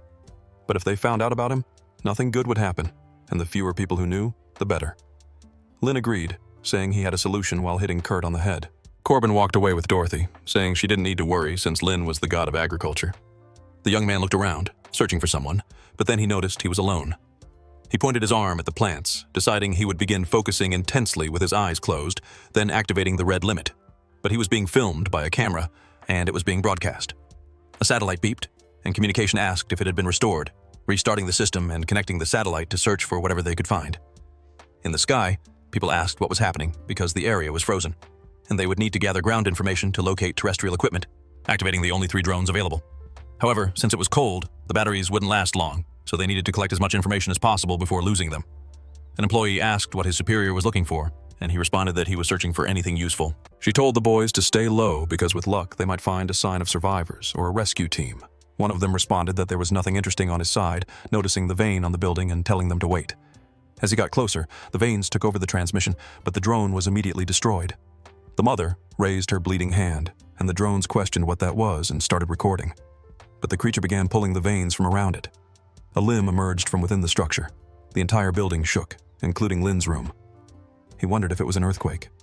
He approached Zhao and asked what was happening, but the doctor told him to look outside because it seemed like they were running out of time. As a giant creature appeared staring through the window, Zhao explained that this was what the mother had given birth to, the child. The being simply asked where it was, unintentionally activating Lin's ability, wanting to know where its head was. Extending its arm to use its ability, Kurt approached the two and asked what was going on. The energy in the creature's hand started generating lightning. Then Lin shouted for everyone to get down. The monster blew up a large part of the building with its ability. Lin closed his eyes to try to shield himself from the power, opening them again to look to the side. He held Zhao, thinking that was close, asking if the doctor was okay. She said yes and asked about the test subject, because they were very close, and she noticed his heart was beating fast. Lin suddenly pulled away and said it was good she was okay, but it wasn't time to relax as the creature was staring directly at them. Lin wondered why those fragments were suspended in the air, questioning if it was electricity or magnetism. But soon, the child used its ability again, firing the electrified stones forward, causing another explosion in the building area. Dorothy dodged while holding Maggie. Kurt asked what the hell was going on, thinking the whole situation sucked. He shouted, asking if Lin was okay, but found only the completely destroyed structure. Kurt cursed, but then he heard a voice from below telling him not to be scared. It was the doctor, who had gotten stuck on a pillar and was asking for a hand. Kurt helped her up and asked where Lin was, and the doctor tried to say where they were. However, they were interrupted by the creature attacking. Dorothy screamed for everyone to run as Corbin asked what the hell that thing was. But the creature was suddenly slashed by a red energy. Zhao identified the color of the attack, and then the creature fell backward, crashing into a building. Lin stood in front of it in his white armor mode, but now with red stripes instead of blue. A camera recorded the wreckage. The person watching asked if this was the monster the rescue team had mentioned, the one lifting stones with its power, breaking the drone, which was the last one remaining. The people watching asked what they should do now. Pops explained that it hadn't been long since communications were re-established, so it would take a while for the bunker to make contact. A woman said the bunker just needed to wait because those in the field had a lot to think about, and her colleague asked why he didn't prepare for exploration since they might find survivors. Pops refused, as the situation outside was uncertain and it was better to wait and see what might happen. Another explosion occurred at the site of the battle. Lin emerged from the smoke, his body outlined by a different armor, and even creating more energy horns. He reflected that this was beyond the red limit and seemed like something else, like rekindled embers. So he clenched his fist. The child threw more stones toward the young man, but he took a deep breath in his monstrous body, sitting on the ground to advance and quickly rising from the ground, heading toward the stones that were thrown at him. Lin leaped over each of the stones, sending them back. The creature kept trying to control them while the young man thought that embers did not burn intensely and were instead burning silently, like eternal sparks. The monster raised its hand and began gathering several stones to launch at the boy, as if forming the structure of a meteor, and fired its ability at Lin. The attack approached, and the young man reflected that the sparks were not dying out. He channeled energy into his fist to continue his thought, because all of this was like the prelude to a wildfire on a plane. Lin struck the meteor with his fist, causing a shockwave that spread across the entire block. A building exploded from the flying stone fragments, striking all the houses around and even hitting the creature itself. Dorothy questioned what that red thing was, and Kurt was about to explain, but Zhao told him to keep it a secret. Joe asked if it was an angel, surprising the three of them because he defeated the creature and seemed like an angel sent by God. But his terrible face looked more like a demon. Lin fell to the ground, now with wings forming at his waist. He reflected that this time he had gone too far, causing immense destruction to the building. The parasite asked if it wasn't fine since he was the only one who could handle this kind of power. Lin asked if she was willing to leave and called her an insect. The parasite was surprised and asked if he had something to tell her. The young man said he had many things. She raised her arms and said that thanks to the crazy doctor who fed him the core, she was in a good mood, so if Lin wanted to ask something, he should do it now. Lin asked what exactly white armor was and was about to ask another question, but the parasite placed her finger on his mouth, saying they would do this little by little. She explained that white armor would be more accurately described as an empty shell, like a body without a soul, entirely bound by the obsession of its past life, just like Lin was bound, or rather, Mo, who lost his life in the other timeline. Since time was not continuous for the parasite, Lin could die, and she would leave that timeline and move to another one. In this process, the soul and consciousness would go with her, leaving Lin's body behind because the version of him that lost his soul would turn into an empty shell. And perhaps his shell was fighting somewhere out there. Lin reflected that all the places where conflicts arose in his memory now made sense. And the parasite told him he understood quickly. The young man realized that technically he had not been reincarnating but rather traveling through time. The child began to shed its skin because there was a core inside it, and a flame appeared on its head. Lin realized that each white armor corresponded to supernatural beings who had traveled through time. Xiaolu asked Barbara what they were looking for, and the woman replied that if the guy from the field who turned into a monster brought a delivery, then they needed to see what it was. But her subordinate objected, saying it was the highest level of evidence and that their boss would be angry. But soon, they realized that the package was ahead. The child called for its head, asking where it might be, and creating a blast of energy thanks to the fire on its head. Lin defended himself from the energy using his arms, asking what was going on and if that creature could not die. The parasite said that it was a special child and they should ask it. While Lin wondered why he was still talking so much when that normally didn't happen, she replied that they were all her and that time was not linear, but he was an idiot. Lin asked if this was the time to discuss that, and if she was acting like a child because of it. The child charged with an attack, and Lin noticed its speed was high, but the monster prepared another electromagnetic blast in its hand, completely surprising the boy in his form. He dodged, saying he was almost caught and that the creature was really fast, but compared to his new form, it was nothing. The child placed his hand on the ground and picked up stones, throwing them toward Lin, who wondered why he was floating and if it was an effect of gravity. Then the creature pulled him closer, grabbing the boy by the neck. Lin noticed that the monster was absorbing his heat and said that this was bad, wondering if they were of the same origin. The parasite appeared and said that it was difficult for them to drain each other completely, while Lin complained that she came again. Black arms emerged from the boy's back, pulling the creature's hand away, throwing it far. Another armor appeared behind Lin, taking on a monstrous face but a feminine body. The parasite said she would have to do this herself, considering Lin's condition. The boy looked at her, impressed, while the parasite asked if he thought she would just stay inside him, watching. But the boy shouldn't be surprised because with the second core, she would create another body. The child charged at both of them, but the parasite said that would destabilize the energy balance. Then she lifted her leg, colliding with the creature while saying she had no time to waste. The creature used its ability at the tip of its foot. Lin warned the parasite that it was the gravity trick again, but she told the boy not to worry because since they couldn't escape gravity, they would ascend. And so, she touched his chest. A black energy was transmitted to Lin, shattering the entire ground around them. The parasite was pulled by gravity, and the creature charged forward with its hand. However, a sword appeared in the parasite's hand. Flames enveloped the child's head. Then it dodged the parasite's attack, being grazed on the shoulder, leaving the hit area clean of its armor. Someone watched from a distance with binoculars and said they had found 13. Their partner asked if she was around here, and the woman replied that it wasn't too far, but the current situation wasn't suitable for recycling, because she had found an interesting guy. The parasite said that this was his true power, and that it was a waste to fight bare-handed. Then Lin wondered if there was another function. The creature was repairing its arm, but she suddenly created a scythe, since she could do the same. The man removed his hat and said he didn't expect 13, the Holy Mother, to be forced into this state. He planned to use the chaos of the revelation to steal 13's abilities, and then her head to find the agency. but he hadn't expected this to happen. Arena wanted to intervene, but he said that would expose their movements and that the logistics agency wouldn't stop for a revelation. The girl agreed with Father Cross and said it was because they were chosen by the Holy Spirit. Another woman embraced Arena from behind and told the priest not to be so serious, pressing her chest against the girl's back. She said that little Ina had been a member of the prophetic association since childhood, so taking care of one required patience, and Arena asked where she was touching.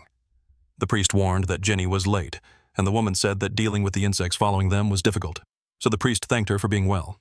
Since everyone was there, they should watch the distance stage because the plan was about to be uncovered. The child launched an attack using its scythe. Lin wondered if it was a shockwave that attracted, but the parasite simply charged forward, calling him.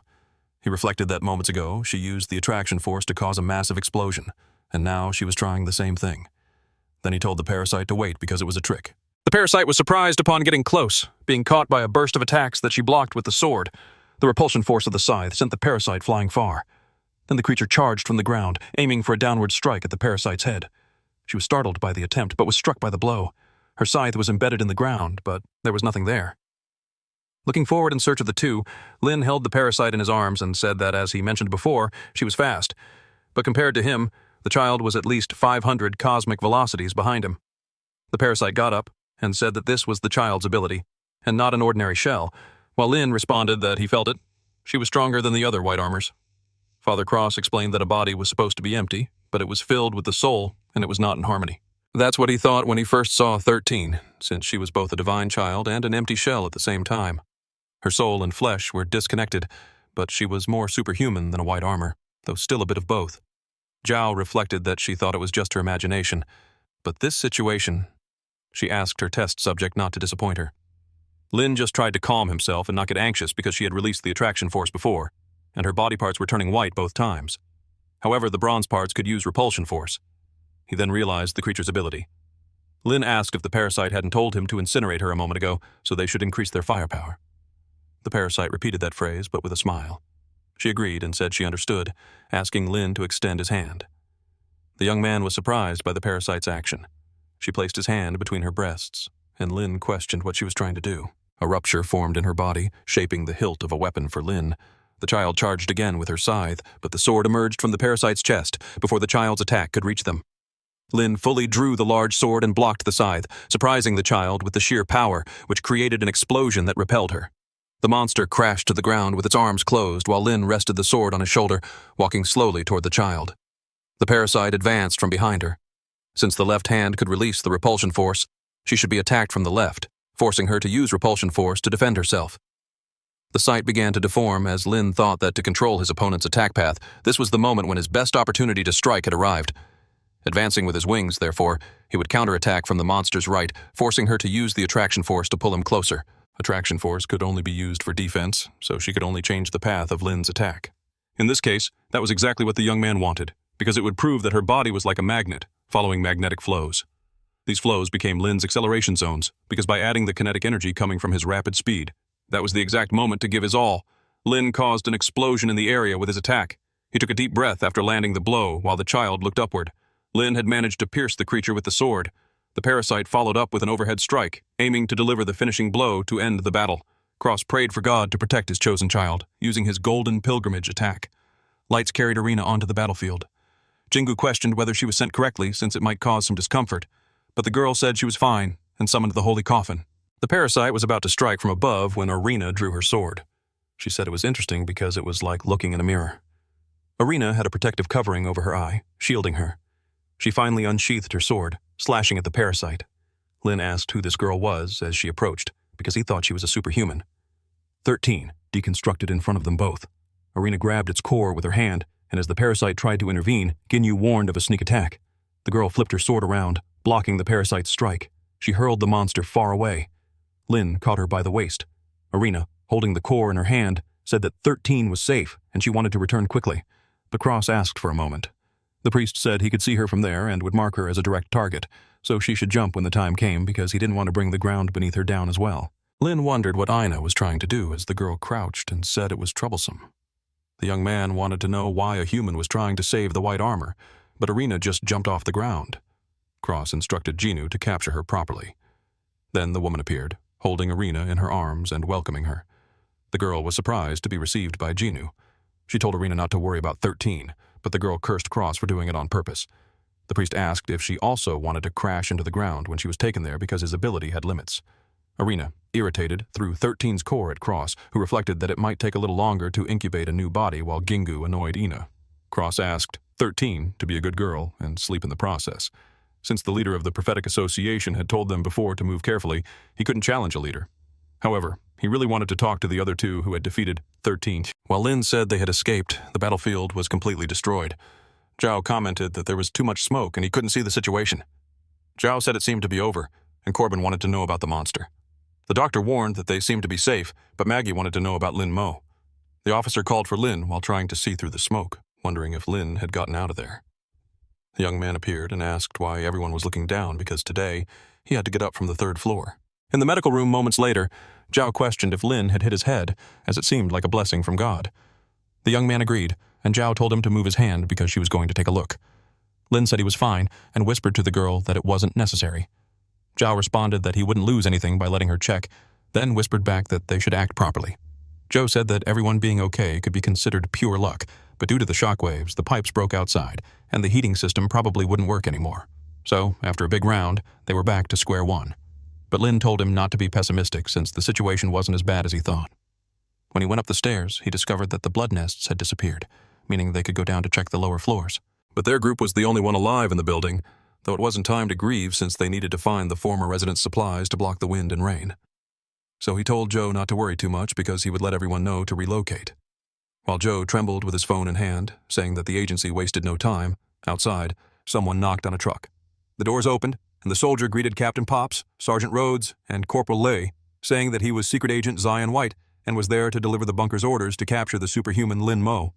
Corbin asked if that was what Lin meant by dirty business, while Maggie wondered if that meant they were safe now. Zhou wouldn't say they were completely safe because, after all, the situation outside was bad since the heater was broken. Lin said they had to use this opportunity to move the base. It was the best decision, since in any case, they still had the building and could use the lower floors, and the central heating system was still working. Zhao commented that it wasn't enough because they weren't just fighting the cold and needed defensive structures, and Lin said she was right and that he would do his best. He asked if Zhou still had some personal defense equipment in the security department, and the officer said he thought so. Not just personal defense equipment, because before the disaster, Brooklyn's public security had upgraded its gear, and now they had some weapons and vests. So if they used everything, they might be able to take care of the entire building, though he wasn't sure if they would be effective against monsters. Corbin tried to say that he had an idea because he discovered that if he played a certain tone, the monsters couldn't move, and that should be the power of music. Lin said that was ridiculous, and Zhou agreed, making Corbin angry. The young man told everyone that he and Kurt would go down first to check the situation, while Corbin complained, asking them to hear his explanation. Lin ordered him to stop wasting time, and Corbin asked for a moment as they were being recorded. Mo said they should just inspect the lower floors, but Kurt wanted to put his guitar back in its case. In an apartment, Corbin commented that he hadn't noticed before, but Lin was living really well since he had been living in a small town in Seattle, asking if his friend was doing something illegal. The young man asked if that was all, reflecting that given his current situation, even the ordinary seemed extravagant because a sudden freeze in those white armors appeared so abruptly that even living a normal life was extravagant, even this rare moment of serenity. Lin wondered how long it would last because, after all, everyone was tired and needed time to rest. Zhao looked at a card while taking a bath, realizing she needed to sort out her feelings. Maggie was looking at a photo of her father with Dorothy because no matter how hard it was, there was no reason to give up. Because even with their bodies and minds covered in wounds, they needed to survive without scruples. So for Lin, there were some things that needed to be explained clearly. He called Corbin, and his friend asked what it was. Mo said that what he was about to tell Kurt might be unbelievable. His friend then asked why he was suddenly saying things like that, but Lin said that whether he accepted it or not, what he was saying was the truth. Kurt asked if his brain disappeared after fighting the monsters, but Lin questioned whether the Lin Mo who was his friend wouldn't recognize him. Even his good friend, whom he had known for years, had become a superhuman. Kurt should have doubts about that.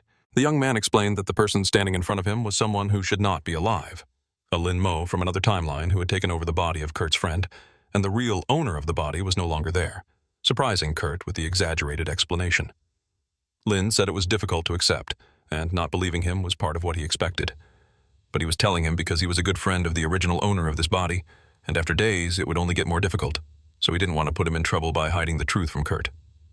Corbin commented that he was basically a Lin Mo who never had a bad friend during childhood, and asked if that was correct. Lin was surprised by the young man's response, but Kurt continued, saying they should get to know each other again, introducing himself as Kurt Corbin, a good friend of Lin Mo. The young man just laughed at the introduction. Then Kurt put his cigarette in his mouth, asking about all that he had just said because in the end, he was still Lin Mo. And if this Lin Mo lost his life and crossed into someone else's body, he probably thought he sounded cool saying things like that. Lin grabbed his friend's hand and introduced himself as Lin Mo, but told Kurt not to smoke in his room, and Kurt apologized. Outside the building, a car drove through the snow. Rhodes called Pops an old man, asking why they should join the field workers if they were just a rescue team.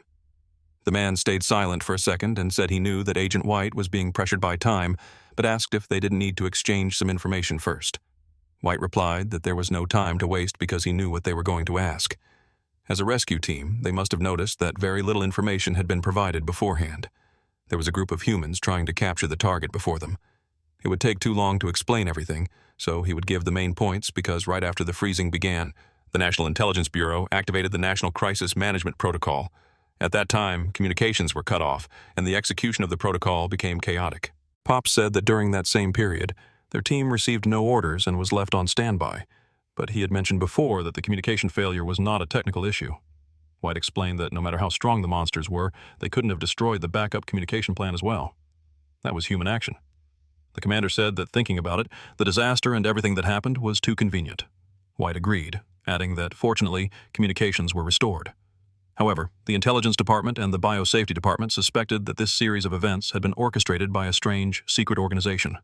Rhodes appeared and said that he claimed there were no records of them in the CIA, but even the National Intelligence Group couldn't detect them because whether a person was alive or not, they should have respirators. He should save that story for children. She had been in the Intelligence Department as well, and a ghost organization should have left some kind of trace. White said that espers would be the correct term instead of ghosts. Rhodes asked if that wasn't the code for the operation's target, and White explained that if he hadn't gone through this himself, he would also think it was ridiculous, but the result was obvious. He then removed a pendant from his neck. He showed it to the soldiers, surprising Pops and Rhodes, who offered their condolences. White explained that the Esper organization was as secret as a ghost, but they knew they were the enemy. Pops deduced that the higher-ups believed the target was another Esper. Lee drove the car and assumed that the Esper organization was trying to recruit others, but asked for forgiveness if he was wrong. White explained that his clearance level wasn't high enough to know the details of the matter, and perhaps Corporal Lee was right because as far as he understood, Subject 0 was the only detected Esper, and given their current situation, he was the only option for understanding. Hence, the bunker had targeted him. The car stopped suddenly. Pops asked what happened, and Lee called his chief because there were 2 survivors standing in front of the truck.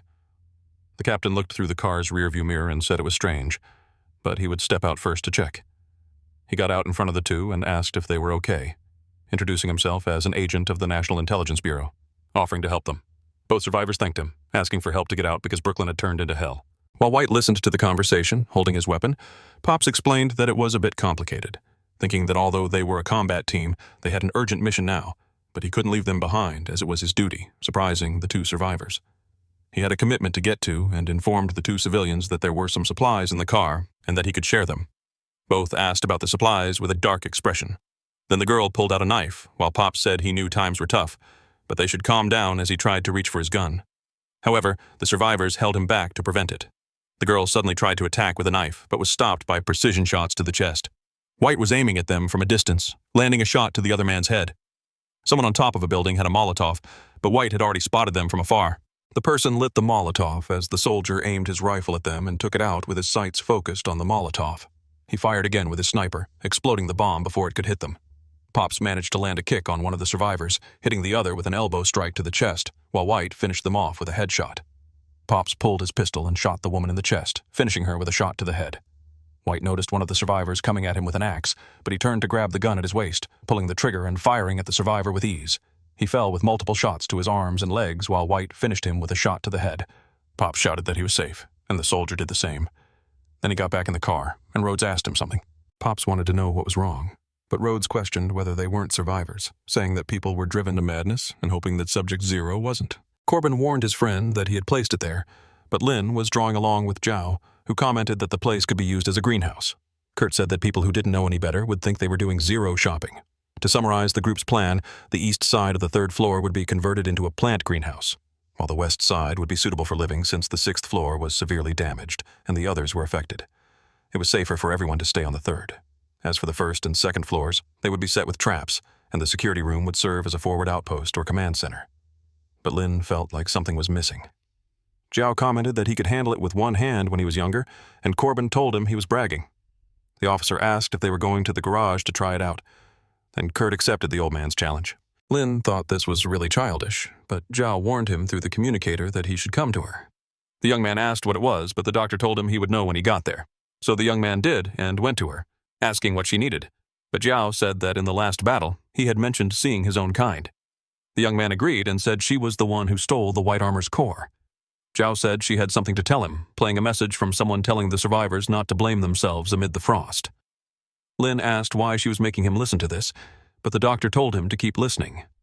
The audio stated that in the past, God sent the flood to wash away the sins of the world. This place had always been brainwashed by the government, which monitored everything, and public and private debts were contracts forcing them to sin. But God was merciful to people, so the pure souls would be blessed. Then Jingu found a white armor. She touched its chest, making her hand intangible, pulling out a rocket launcher from inside and aiming at the monster. She fired, obliterating the creature in just a second. Thus, it ceased to exist instantly. The message stated that the lost lambs would find hope in the apocalypse, led by the holy children, so this was judgment upon the evil government. This surprised Corporal Lee as he listened to the message. Cross touched the girl's hand with his power. The message continued, warning that they should join them because the Holy Sun would protect them and absorb their sins, and then the priest would lead them to his kingdom. Zhao asked if he had any idea about what he just heard. Lin just thought it was an anti-government cult, and the blessing and the Holy Sun they mentioned seemed to be espers. Zhao said that if that was the case, it was possible. But things had gotten very serious because for a long time, there had been a human legend, whether it was the Freemasons or the Illuminati. But now, the Society of Prophets, a dark cult, carried out external dirty work. But the dog bit back, infecting the Pentagon. So they created the NLSB to fight against it. This story was almost forgotten and was something that should have been forgotten. But now, the prophetic society that was once eliminated had resurfaced thanks to the ice apocalypse. Lin asked if what she just said wasn't classified information, but she had worked in the biosafety department. Zhao explained that unfortunately, she also had a terrible friend, and she was an intelligence agent, or rather, a former agent. Rhodes suddenly sneezed, and Lee asked if she was okay. The girl said that the Society of Prophets was eradicated, not dissolved, and the NLSB was not as incompetent as the CIA, so she had a bold hunch that the Society of Prophets, with espers, was from another universe, just like Lin, a ghost. The young man was surprised that she knew all that, wondering if she had been listening to everything thanks to the pendant on her head.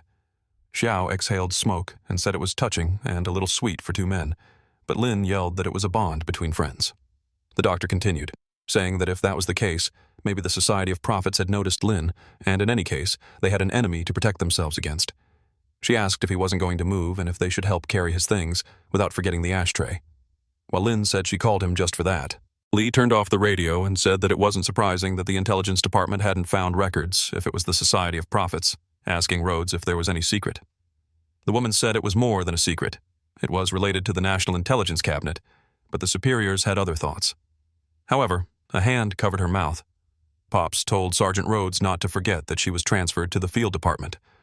White listened to a message, saying that although communication was restored, it was still unstable and needed to be quick, because it was now confirmed that the Society of Prophets was connected to espers, and therefore, capturing Target Zero was the highest priority.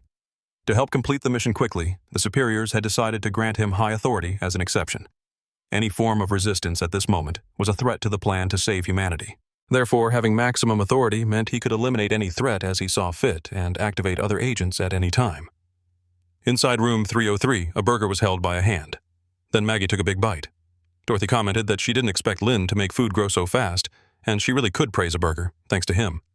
Lin said that what he learned in agricultural school, and if she wanted to thank someone, it should be science. Joe opened the fridge, surprised by a bottle. Dorothy said she found it while organizing supplies and heard that Joe wanted to drink something, so she chilled a bottle for him.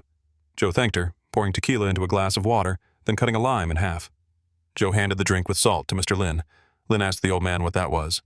Joe said that the most authentic tequila should be paired with the most traditional way of drinking it, and he offered this drink to his savior, so they should sit down and enjoy the delicious food. Lin thanked him for the drink and said he wouldn't be reclusive. Then he ran the lime over his tongue and drank the tequila with his finger, finishing by sucking on the sour lime. Joe offered the drink to the doctor, but she explained that she smoked because she didn't drink. While Lynn started feeling sick from the alcohol, Dorothy commented that she hadn't seen Mr. Corbin, but Lynn said he was on duty. Dorothy said she would take a share, but Lynn said there was no need to trouble herself, though the housekeeper insisted. The soldiers were watching this scene from outside. White told everyone to prepare to check communications. This was the alpha test.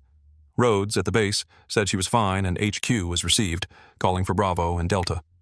Bravo, who was Pops, confirmed receipt, and Delta, who was Lee, did the same. Thus, the soldier said he would leave the communication to the kid. Rhodes informed Pops and Lee that they were experiencing interference and that she needed to readjust. Both asked about it, but Bravo explained that the adjustment would be done as quickly as possible. Rhodes agreed and said she switched to the private channel. Pops asked what that was and why she was being mysterious, but Rhodes questioned whether they should use force since Target Zero didn't seem dangerous, and she felt that the field agent was hiding something from them. Bravo agreed with her and believed the higher-ups were involved, given that intelligence had the sense. But as her captain, he didn't want anything to happen, so even though he said that, he wouldn't stop the girl, asking her to be careful. While Rhodes called him again, saying that the adjustment was complete and finally initiating the operation. Lynn poured more drink into Joe's glass and asked if he had a daughter. Joe explained that he had a family but hadn't seen his daughter in about 20 years. He was frozen outside and wondered how she was doing. While Zhao warned that he was injured and should drink less, Joe apologized to his daughter for already being drunk, surprising Lynn. The man held Joe's hand and called out to his daughter Dana. Zhao was surprised by the coincidence in the name, but said nothing. Then he continued, saying it was his fault for not protecting his daughter and her mother. Lynn laughed, and Zhao asked why he was laughing while Joe kept begging his daughter to forgive her father. The young man reflected that if they weren't in the middle of the ice apocalypse at that moment, they would seem like a family. But the lights suddenly went out. Lynn wondered if the generator broke, and Joe noticed that something was off. Joe suddenly stood up and said, "The time has come."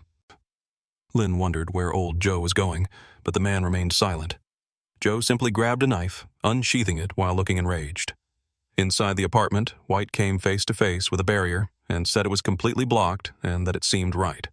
Lee asked if the informant was reliable, and Pop suggested they test it. The corporal managed to open the maintenance tunnel and decided they would go in.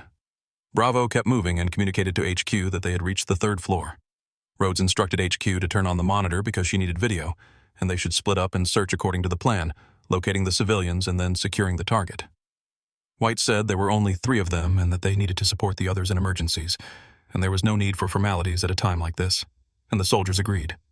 They split up, with White heading up the stairs. Joe was masked inside the 3rd floor, ready to attack the soldiers with stealth. Lynn asked what the situation was now, and Zhao said she didn't know, so the young man stayed silent, looking ahead. Joe looked at him and nodded. Corbin suddenly appeared in the apartment and called out to them because something big had happened. Some guys with guns had shown up, and they didn't look friendly. Lee appeared and announced that he was safe, and Pops did the same. But Joe suddenly collapsed, still masked. Pops pointed his gun at him, and Lee did the same.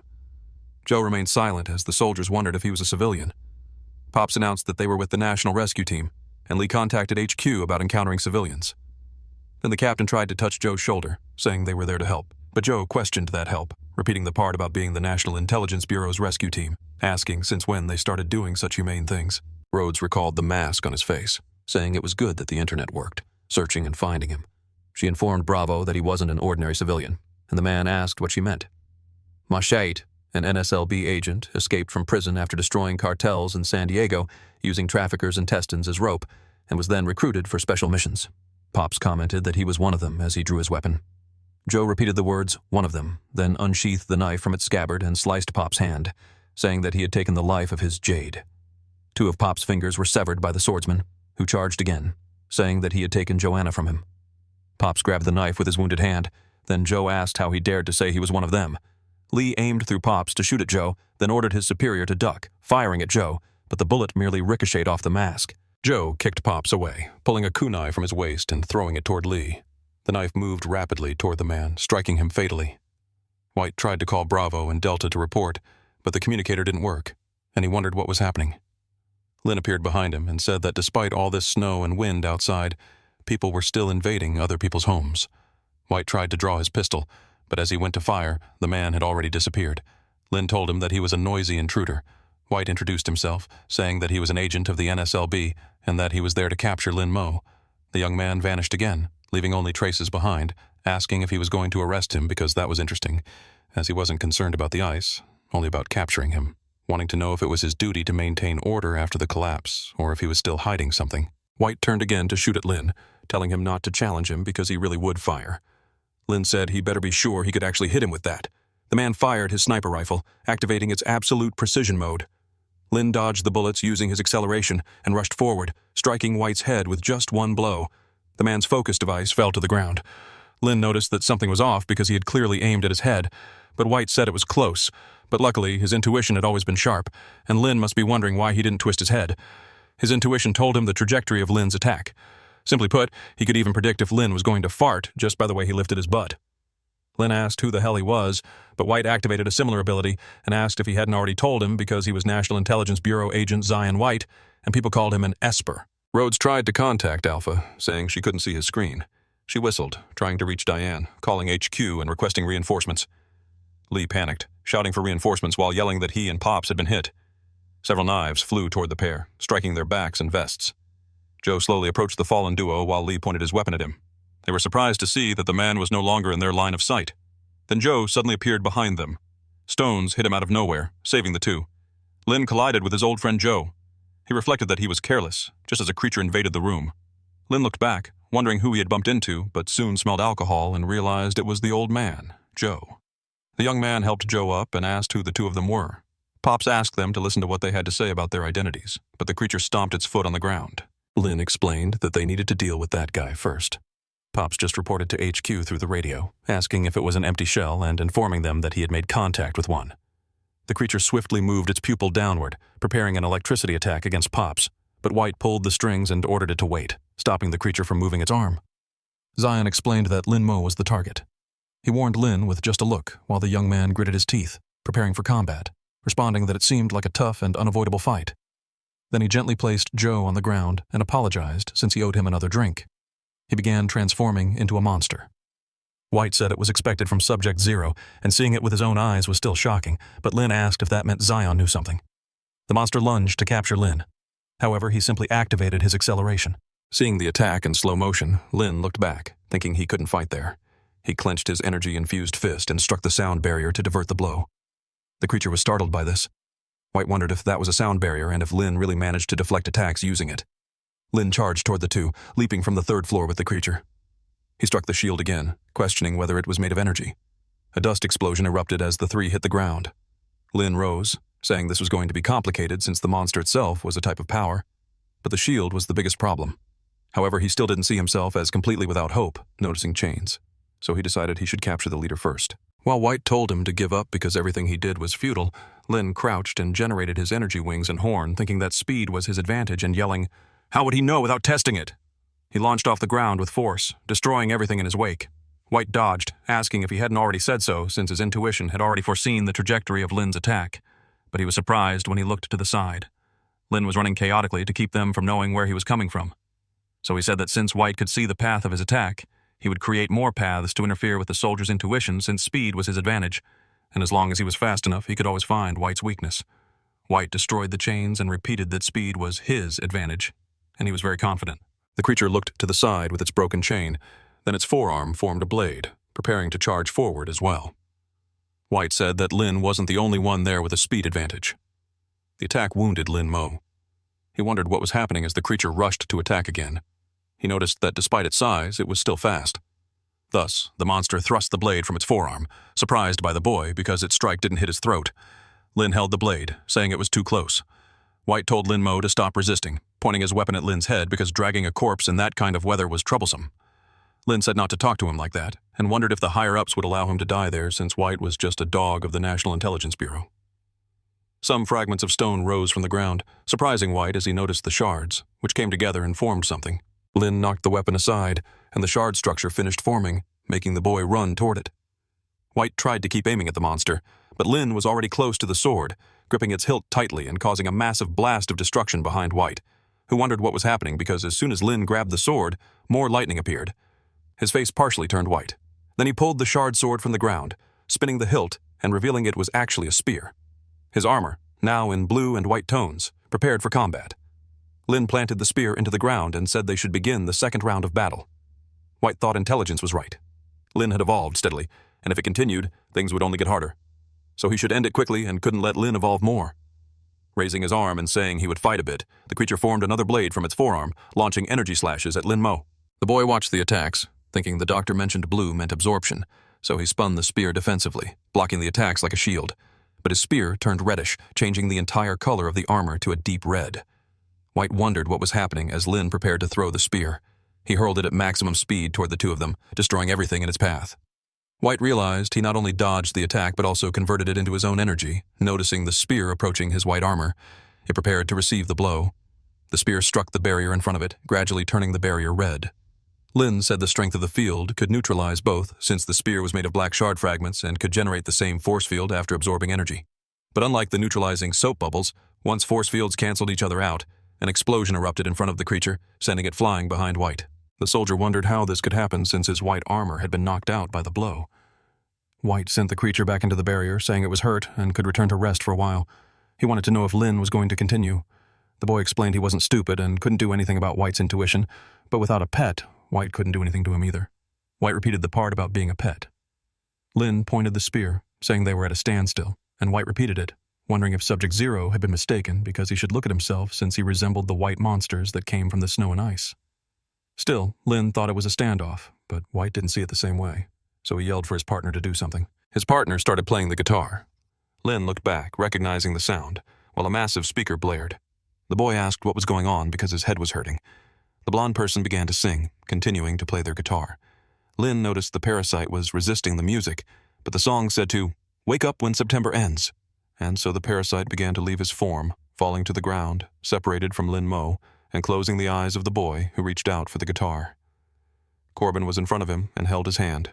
White warned that he was late, and Corbin apologized, wanting to know if he missed anything exciting, and White agreed. But none of that mattered since the mission was complete. He thanked Agent Corbin for the help. Kurt told him not to mention it. 30 minutes earlier, he had accessed the computer, sleepy, while taking a nap in the surveillance room, watching the recording of the agents breaking in and then opening the surveillance room door. White pointed a gun at Corbin's head, frightening the young man because of it since he was sleeping and now awakened by 3 men. Kurt stated there were no hidden herbs and that he had stopped that a long time ago. White started saying strange things to Corbin, making the young man repeat the words in a trance about the Bad Boys unit. White said it was the weapon's answer, and Corbin responded that it was 21, answering and saying he was ready. Lee questioned what that was, but Bravo explained they were field agents, also known as secret agents of the Bad Boys. Corbin banged his head on the keyboard, now unconscious in front of White. Bravo questioned what was happening, and if Rhodes did this, while Lee didn't know. Rhodes replied that he didn't, and the facilities were old, but he couldn't control them remotely, so it was likely a malfunction. Corbin suddenly woke up. White stated they needed to apprehend Subject Zero, Lin Mo, and rescue survivors as per the briefing, but they needed their current location. Corbin picked up his phone, asking them to wait since, with the power outage, Subject Zero and the survivors might have moved. It was better to split up, and when apprehending Subject Zero, their firepower wasn't enough to capture him, but he had a way, so he needed something first. Maggie asked what was going on and why Mr. Lin had left as well. Then Maggie found a camera, and Dorothy asked what it was and if they were monsters, but Corbin denied it. Joe noticed what Maggie was taking from Corbin's box. Maggie apologized, and the doctor approached, asking what it was. She noticed it was a camera, and on top of that, it had the address of the National Intelligence Bureau. Corbin pointed his gun and ordered the doctor to raise her hands. Dorothy asked what he was doing, but Corbin continued, saying she was the head of the Anti-Bioterrorism Combat Force. Zhao said that he had been the bad guy, but Corbin shouted at her not to toy with hope. The doctor drew a gun from her jacket. Then Corbin fired at her. The bullet from the gun was hot, but it fell to the ground in front of Zhao. Dorothy and Maggie were frightened on the floor, but Zhao kept walking with only her hair touching the ground. Corbin said she should restrain herself because he wouldn't miss the target next time, so she should keep her hands where he could see them and turn around. Zhao complained that field agents were always so heavy-handed. Now, with her short hair, she asked if the main target was her test subject, and if he was pretending to be his friend while monitoring him, though he probably didn't have those memories. Corbin questioned what she was talking about, but the radio reported that Alpha was not responding, and Bravo and Delta were injured. Corbin stated he had located survivors and asked if the wounded could be transferred because there was a doctor right there. Bravo asked how they were, but essentially they had not lost their lives without complications. However, their wounds had already been stitched, so he shouldn't worry since it wasn't anything serious. He asked if he could use the private channel now, and she asked what it was. Zhao told him to say thanks and asked what that meant. Corbin asked what she meant, saying he was a traitorous agent and maybe this freezing was related to them, the traitorous agents, asking what she thought it meant. Zhao simply said that they were the ones who had betrayed them, shouting about Project Europa. Corbin was startled by the mention of the project, but the doctor explained she was referring to Jupiter's second moon, and in the past, scientists thought it was the most likely place in the solar system to harbor life outside Earth, but it was a frozen planet. She asked if he recognized it because, just like New York now, she asked why he thought the superiors used that name for the project, and it had nothing to do with NASA, but rather with the Society of Prophets. Corbin swung his arm at the girl, pointing the gun at her and saying that was enough. Zhao asked if the field agent was in a hurry, but Corbin stated that if she didn't have studies on Subject Zero, she would already be dead, saying something inaudible to Zhao. Pops looked to the corner without showing any reaction. Then Corbin slapped her. He informed the HQ that he would make Alpha return and that they should prepare to receive survivors. Then Zhao asked what he was afraid of. It was already dawn outside the building. Lin was restrained, and the soldier referred to him as a packaged parcel. Lee questioned what would happen if he woke up. But Corbin told him not to worry because even if he woke up, it would be useless since he wouldn't be able to use his powers for a while. A sufficient amount of insulin had been injected into him, thanks to the research of the traitorous doctor. Corbin informed Lee that he would carry him, and the young man agreed, apologizing to his unconscious and gagged friend. Lee asked his boss what they would do now. Pops only wanted to know why he had joined the National Intelligence Bureau. The corporal wondered why he wanted that answer all of a sudden, but Pops realized that he might be involved in something terrible. White asked how the injuries were because he had good news. The main communication had been restored, and they had just made contact with the nearest shelter to a hospital, though it was a bit far. Lee thanked him, saying that was great, but White explained that there was something else before they left, asking if they saw a monster in the apartment that resembled empty husks. Lee denied having seen anything like that, and White asked the lieutenant, who also denied it, saying that aside from the civilians, there had been no other notable encounters. White said that was very good, thanking his rescue team colleagues, saying it had been a pleasure working with the group, and so they left.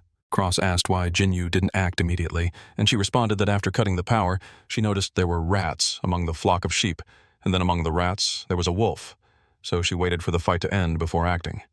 Cross replied that in that case, he and Arena took care of everything. Zhao put on glasses, saying it was in the name of the Holy Father. The truck drove away. Maggie called for her mother inside the car with Zhao, Corbin, Dorothy, and the unconscious Lin, asking what was wrong with her big brother and why he was tied up, and even the medical sister and Uncle Joe. While Zhao asked about the old man, who then questioned when she had changed her hairstyle, Maggie wanted to know why they were crumpled if they weren't bad people, pointing her finger at Corbin. Next, he was surprised, and Maggie asked what had happened to her guitar-playing brother. Dorothy tried to say that he was still Kurt, but the little girl denied it, saying that he wasn't. Zhao laughed at the situation. Annoyed, Kurt asked what she was laughing at, but the doctor explained that many times, only a child's perspective can see the truth about this country, and he agreed, saying that the nickname Guitar Brother was fitting, while Corbin took it as an insult. Rhodes noticed smoke and called her father, noting that he had started smoking again. Lee tried to reassure his senior not to worry because the sergeant was just anxious. Rhodes asked about his injury, and Lee explained that he was fine because compared to the surgeon's wounds, he had nothing, since now a soldier couldn't hold a gun, just as that country couldn't save anyone. Rhodes said he would register the identities of the survivors, and Lee questioned whether that was necessary. But Zhao was surprised to see her friend. Rhodes asked if she was Zhao Shuya, but Zhao replied that it had been a long time since she saw Joanna, and that she had really gained weight. The girl threw a tablet at Corbin. Zhao asked if she was demoted to the field department and still in the logistics team, or should she say the rescue team. But Rhodes pointed a gun at her, and Zhao asked why everyone was doing this today. The girl questioned who was responsible for her current situation because she thought they were friends but shouldn't have trusted Zhao back then. Zhao asked if she didn't find the truth she was looking for, as they both knew the risks. White looked inside through a window, telling Rhodes to calm down for a minute since they had a motorcycle pursuing them. A camera captured its movement. Jinyu accelerated the motorcycle while using her ability. Rhodes asked what that person was. Something wasn't right, wanting to know if she didn't feel cold in this temperature.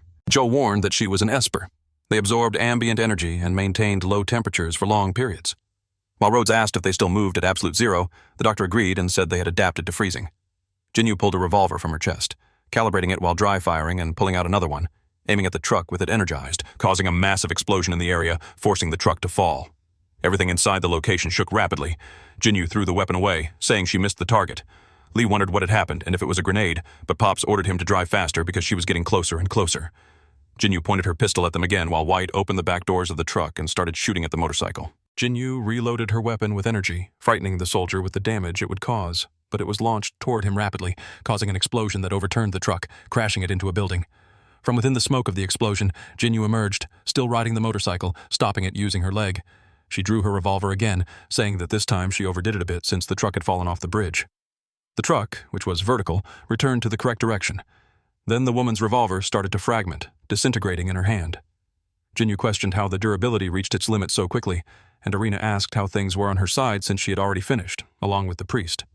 Jinyu explained that she needed to check on the packages situation, while Irina questioned if it shouldn't be easy for her.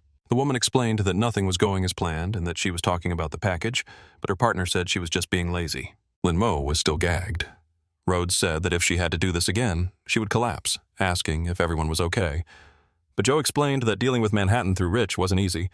White asked about Subject Zero. Corbin said he was fine, and Rhodes asked if the agent was only worried about him, considering he wasn't the only one in the car. Zhao approached Joe and asked if he was okay, and Joe replied that he was, but he wanted to know about Miss Perez and Maggie. Dorothy and Maggie were still okay. White asked if there was something Rhodes wasn't understanding since her only mission was to take Subject Zero back to the bunker, and as for the rest, that was what her team was supposed to handle. Rhodes asked what he meant by her team, running toward the driver's cabin. Rhodes called for the rookie and her old man. Lee said he was fine, just had some scratches on his face. Rhodes shouted for Pops, noticing that a stake had pierced his vest. The agent told her not to rush, as he had seen worse situations in Iraq. While Rhodes moved in to help, Bravo explained that he wasn't going to die, but he wanted to know what that was because in his vision, there were several people, including a car's headlights.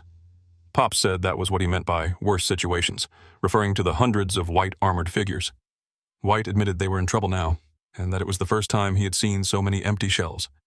But since they were focused, they could try to take them down. Then he asked if Corbin's speaker was powerful enough. While Corbin asked if it was loud now, since it wasn't a matter of power as his guitar was broken, White shouted that they would have to use the primitive method, shooting at the creatures.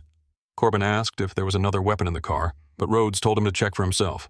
Approaching Zhao, who asked if she needed something, Rhodes cut off the doctor's handcuffs, surprising her for helping a traitor. Corbin asked what she was doing while handing Zhao a first aid kit, telling her not to get the wrong idea as he hadn't forgiven the liar. But the current situation required her to do what she did best, helping her father with a serious wound in the lower abdomen. Zhao said it was a bit difficult alone and needed someone to assist, but Dorothy volunteered since she worked in the medical field and could help but needed someone to take care of Maggie. Maggie said she could take care of herself and didn't need anyone to look after her. Corbin tried to offer his help, but Maggie refused, and he said he would keep searching for weapons. Joe asked to be untied because he would take care of Maggie, and Rhodes asked if he was the headline uncle, but he denied it, saying he was a security guard and the current situation was not the time to follow rules, since they had all survived so far by helping each other in that lousy apartment. A pale creature tried to attack Lee through the car window. Then the agent drew a knife from his vest, piercing the monster's hand and neck. Rhodes pointed a shotgun barrel and told him to cover his ears, quickly firing at the creature, which destroyed its head. Pop said he didn't expect to see a doctor twice in the same day, while Joe told Dorothy to apply pressure to stop the bleeding. Dorothy couldn't stop, and Zhao noticed that an artery had been hit. The situation was very bad. Jinyu suddenly appeared behind White. He turned around, saying he had forgotten they had pursuers behind them. Then the woman pulled a katana from her chest. White realized she was also an Esper, wondering who she was, while Jinyu advanced with the sword, and he aimed his gun. Dorothy applied pressure to remove the stake, but it wasn't enough. Zhao noticed that if she continued pressing like that, but she was surprised as she suddenly remembered something, seeing a scene from her childhood when she was helpless since she had the key to breaking the situation. Then, remembering Lin Mo, Jinyu advanced with her sword toward White, forcing the soldier to activate his intuition with both eyes. He then avoided the woman's attack, but his gun had been shattered because of it. Jinyu said his blessing was interesting and asked why a saint would help a sinner. White questioned the idea of sin and said that term might work for a country bumpkin, but he was an atheist and suspected the woman might be from the Society of Prophets, noticing that her goal was Subject Zero. While Jinyu asked if they would do this in a way he could understand, asking if he didn't want to go back, White asked what she was talking about, but the woman explained that he was also an Esper and should know that he wasn't originally an NSLB agent, or rather, he didn't belong to that world and should still have things that mattered to him. White remembered the things that mattered to him, asking what he really cared about while recalling a police officer who had once asked if she could work with her senior again. White lowered his pistol, saying she was right. But some people had lost their lives in the past, and now there were some still alive. So it didn't matter which side he belonged to because he just wanted to save the side where the things he cared about were, and he wouldn't let Subject Zero fall into her hands. Lin Mo was still unconscious when a bullet fell on him. Joe and Corbin fired at a creature while the guard told Maggie to cover her ears.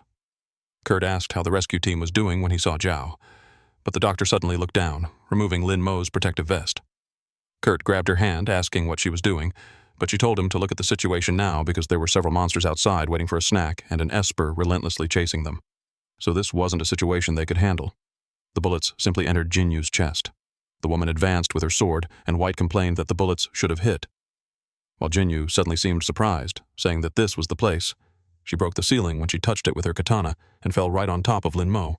She looked forward, excited, seeing the people who were taking care of him.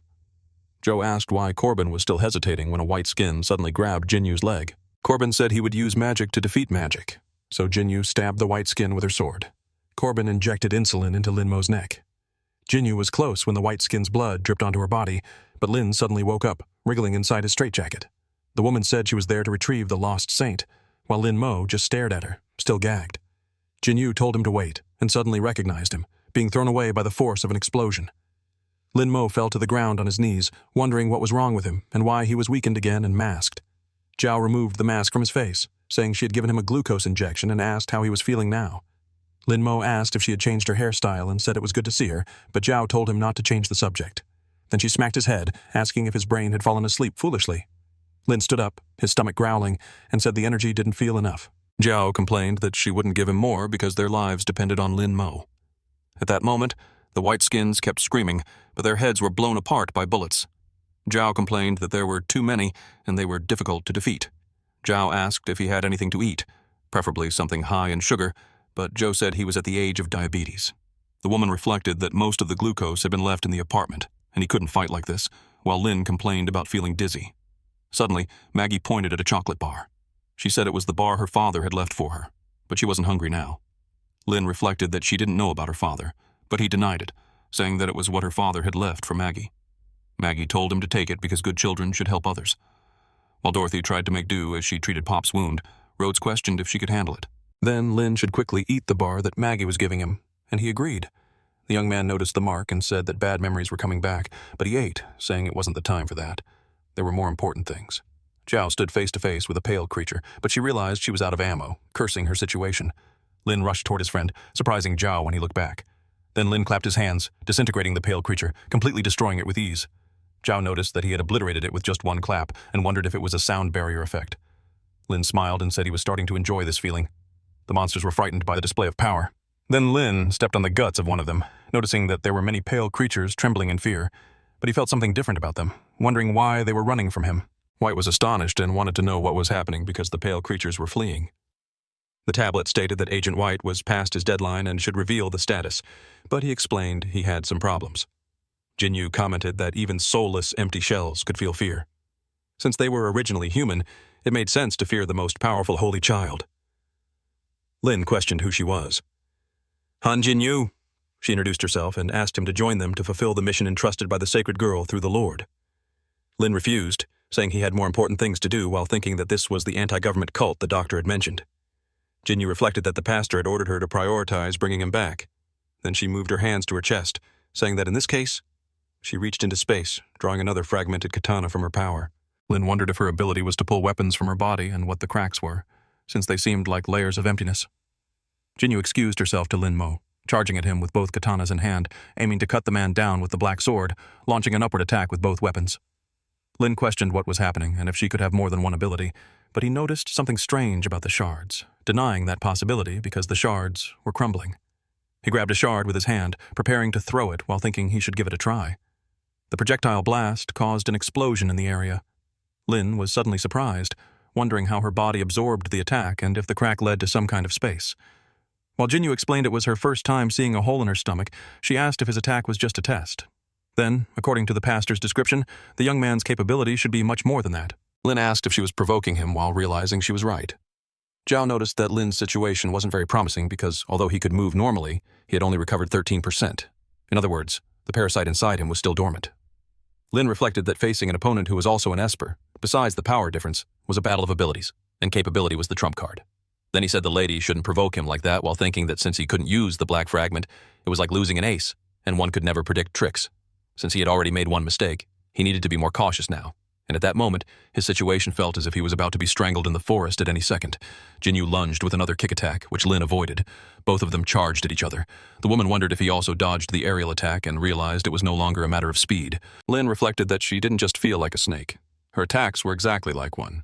So he could only try to overpower her, throwing a punch. The strike caused an explosion in the battle area. Jinyu was unscathed after being hit. Lin was astonished by the result because his arm had entered her chest. Jinyu commented that it was the first time someone had entered her body like that, and Lin realized her power was spatial. The woman lifted her heel from the ground, moving closer to Lin as she wondered how far he could enter, and Lin felt he couldn't use the sound barrier at this range. She had been curious about this before and felt that Lin's gaze was familiar to her. Lin was startled by this as she embraced him and said he was the speaker, expelling him forcefully. Lin's arms shattered due to the attack, but the pastor warned Jinyu to stop what she was doing immediately because they had received the NSLB at the base and were holding the head of 13 with great force. This was her chance, beyond the orders of the speaker. However, the speaker had also received a revelation, and they would find Lin again. Jinyu complained that good times were always short and that they would have to stop there. She stuck out her tongue and said that next time she would make sure he learned the words of the prophet. Then she clashed her two swords together, causing a massive explosion in the area. Lin tried to observe through the smoke, but they noticed that she had escaped, and something about it seemed strange. Zhao approached, asking if he was okay and what the current situation was, while the young man said he was fine and that they were safe. At that moment, a helicopter descended from the sky. Lin questioned what they would do now, and Zhao realized it was a helicopter, which was descending towards White, who commented on them finally arriving. The helicopter landed, stopping its rotors on the ground.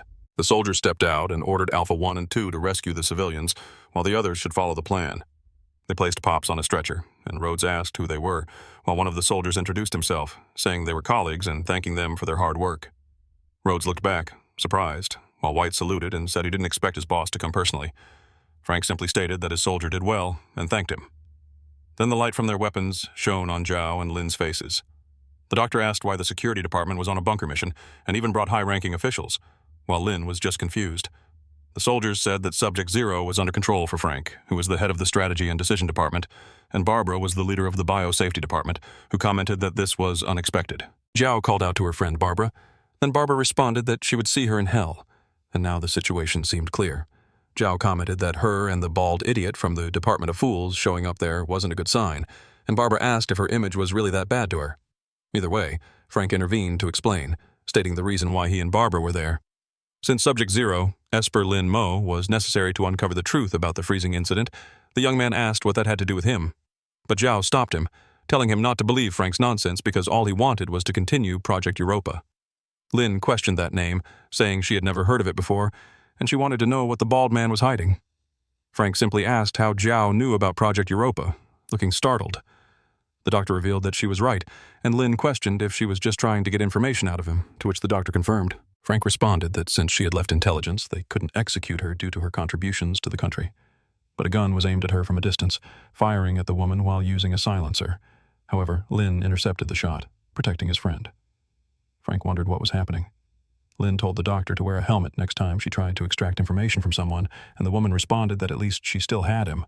The young man asked if they were trying to silence her for touching on a sore spot, because this was exactly like the movies. Barbara grabbed Frank and asked if the freezing incident and all the other events were connected to Project Europa and why he hadn't said anything. But Frank simply responded that she would find out, just not at this moment. He ordered the soldiers to take her away. While Barbara asked what the headquarters chief was doing, Zhao told Lin to be careful because he still wasn't fully recovered, and even his body was at its limit, with veins spreading over his arm. Lin reflected that if he could use all his power, dealing with these soldiers would be easy. While Frank ordered them to hunt down the woman, at least the others were safe while the civilians were captured and taken to the shelter. Then Lin remembered his promise never to run away again. He grabbed Zhao's hand, calling the doctor because she should hold on tight, and she asked if they were going to repeat the process from before. The soldiers started shooting at them, but Lin escaped, leaving only a trail behind. Frank wondered how he was so fast, while Barbara freed herself and called him Baldy, reminding him that she had already warned about Lin's speed, but the bald man didn't even pay attention. Frank turned, saying that Zhao must have gotten hurt. However, he was struck in the groin by Barbara, who said that without Subject Zero, they were doomed, destroyed. Frank questioned what to do, if he should chase after them, but Barbara ordered them to forget it and return to the bunker because there was too much they still needed to learn. Lin soared over the buildings with Zhao, crashing into a window and breaking it. They fell into an apartment with a lifeless body. He coughed and asked if the doctor was okay, while she replied that she was, but his condition was really bad, bleeding from his eyes. Zhao looked through the supplies and assured him it wasn't that bad, while Lin wanted to know what she was doing. She tossed a milk carton, and the young man questioned what it was, noticing that it was freezing from the inside. He wanted to know where she was getting this from, but Zhao said they had won the lottery since the man seemed to have been lifeless for a long time, and the cause was a gunshot wound to the chest. As for the killer, it seemed like both had fought each other. The survivors probably fought over resources, but they should be grateful to them because that's how they won the lottery, a blessing in disguise. Lin, distressed, commented that other people's sadness was his luck, just like before, and she asked if something was wrong with him. But the young man simply said he remembered the past. She repeated that it was all in the past. Then she smacked his stomach, telling him to focus because he should be eating now. While Lin asked what she was doing, Zhao put onions, potatoes, and packaged milk into a hot pot. She commented that it wasn't strange since they were in a Chinese restaurant, so it was normal to have ingredients. But if he was complaining, he should look at the two on the floor. Lin said he had no objections to the ingredients, but it was weird to throw everything together in a big pot like that. Zhao asked if food didn't need to be cooked, and the milk thawed since it saved fuel. But Lin said she misunderstood the meaning of efficiency, wondering if it was possible that the doctor wasn't good at cooking. Zhao said she was a doctor, not a chef, so she didn't need to know how to cook. She threw a potato at Lin's mouth and said that it was the end of the world, yet he was still picky. A woman watched them from a distance while Zhao commented that given Lin's physical condition, this was the most efficient way to replenish calories. The girl repeated to herself, not to be afraid. Zhao told Lin to eat quickly because they weren't on a date and it was cold. While the man spat out the food, saying it was burning hot, she commented that Lin's body was adapting to the frozen environment, but she couldn't, and the protective suit wouldn't last much longer, so she needed a place to recharge its energy. Zhao noticed something behind Lin. Then she drew the pistol from her jacket, asking who was there and telling the test subject not to move. The girl trembled in fear of the gun, tripping over the corpse in the room, and then dropping her baton into the air. The baton struck her on the head. Zhao approached and asked who she was and why she was spying, but the girl said she meant no harm and wasn't a monster since she was a survivor like them. Her name was Penny, and she was there to gather supplies. Penny had just seen a fire and came to check the situation, so if they had nowhere to go, the fortress where she was staying was nearby and could shelter them. Zhao said it sounded like a trap, but Lin recognized the girl while Penny tried to insist that it was true. However, she then noticed that it was Mr. Lin, who often bought cigarettes and lived in the Fang apartment. So she couldn't be mistaken because of his earring. Lin repeated the part about the cigarettes and realized she was really Penny from the convenience store, thinking she was someone he knew. The girl grabbed his hand, grateful that he was alive, saying she had heard that monsters attacked the apartment, while Lin thought of her as a social butterfly. Penny led them to a subway station, and Lin asked if this was the fortress she had mentioned. It was a good hiding place, and recent survivors avoided monster attacks by going underground. While Zhao commented that the transmission had harmed those who hid, it was clear they had made modifications since they needed to be prepared. But it was the station chief's idea, and Lin asked about that role. Zhao noticed graffiti on the wall, and the young man responded that it was Brooklyn, so it was normal. But she was talking about the new graffiti, wondering if that was an eye. Penny urged them to enter quickly, and Zhao said she had seen that before. The young man apologized for bothering Penny. Then, as they walked in, the wall revealed something written, "The Son of God will save them." Penny asked to introduce them, saying that this was New York's Gateway Line. Lin commented that the place was a little strange. Then a woman praying asked if Penny had returned and brought new people. Penny said it was enough for the month, but her friend warned her of the danger, even if it was to help the divine child. While the redhead only wanted to know about the station chief, a woman in boots approached. Penny greeted the station chief, who wore a beret over one eye and walked with armed and masked guards. The chief asked if Penny had left the hideout again. Penny responded that this time she just wanted to finish the quota quickly since her brother was sick and she wanted to do her part. Then, putting that aside, she had found new survivors. They were her former neighbors, and she knew the situation of the apartments. While Lin wondered if she was the landlady of that place, Zhao told him not to jump to conclusions. The station chief approached, saying she had noticed that, but they should follow the usual rules. The soldiers surrounded Lin, and he asked what she was doing, but the chief told him not to get nervous because it was just a quick inspection. Lin questioned what exactly she was going to inspect. The woman shone a flashlight in his eye, impressed that his pupil was circular. Then she said it was impossible, and that he was kneeling and welcoming the sacred child. Lin questioned what was going on. Zhao responded that they must be members of the Society of the Prophet, and Lin commented that she got it right. But Zhao didn't find them hostile and thought they might not be the same group. The chief said they had been waiting for him and that the saint possessed a holy ring. Since the apocalypse began, they had been hiding there with no one to save them, believing they had been forgotten. But the empty husks kept appearing. At first, she thought the gods didn't exist in the world, until the day she saw the robed ones, and that was the first time she witnessed a miracle and saw the saints with her own eyes. Since that attack, they had converted to the prophets, sheltering those wounded by the apocalypse while the saints returned to their mission. So the survivors were worried, but before leaving, the most venerable of the saints prophesied that a saint possessing the eye of the sacred ring would come there, and they had been waiting for the prophecy, wondering if it would really happen, never expecting to actually witness it today. Since the survivors needed the saint, his appearance had given everyone hope. Lin asked about hope since it was the most important thing in this apocalypse. Then Penny brought food for the saint. He looked at the plate, impressed. Even the food had eyes drawn on it. The chief said that offering the sacred communion was a duty, and as a saint, he should prioritize his combat power, as he was the only one protecting them in the apocalypse. Zhao said they risked their lives for the sacred communion, and on the surface, saved people for the society of the prophet, and Lin responded that this was hypocrisy. One of the priests said they were running out of food and should distribute the sacred communion now, but she whispered that it wasn't the time to talk about this, and they would resolve the situation later, because they needed to keep the saint to protect them there. Lin thought that the leader, Penny, and the survivors had been deceived by the prophets, and his appearance only strengthened the false belief because he had been used without realizing it, and that was frustrating. He had something to do, so he called the doctor. Zhao waved at him and told him to wait because even if he exposed the lies now, they wouldn't believe him, and Lin said he knew, but she had faith in the cunning, and he wouldn't do something so stupid. So the doctor should trust him because he had a plan. Zhao asked what that plan was, but Lin approached, calling out to the leader, who introduced herself as Hannah and asked what she could do for him. The young man said he was the hope of her faith, and she agreed. Then he asked if there was something he could do to help them. Smoke drifted through the train lights.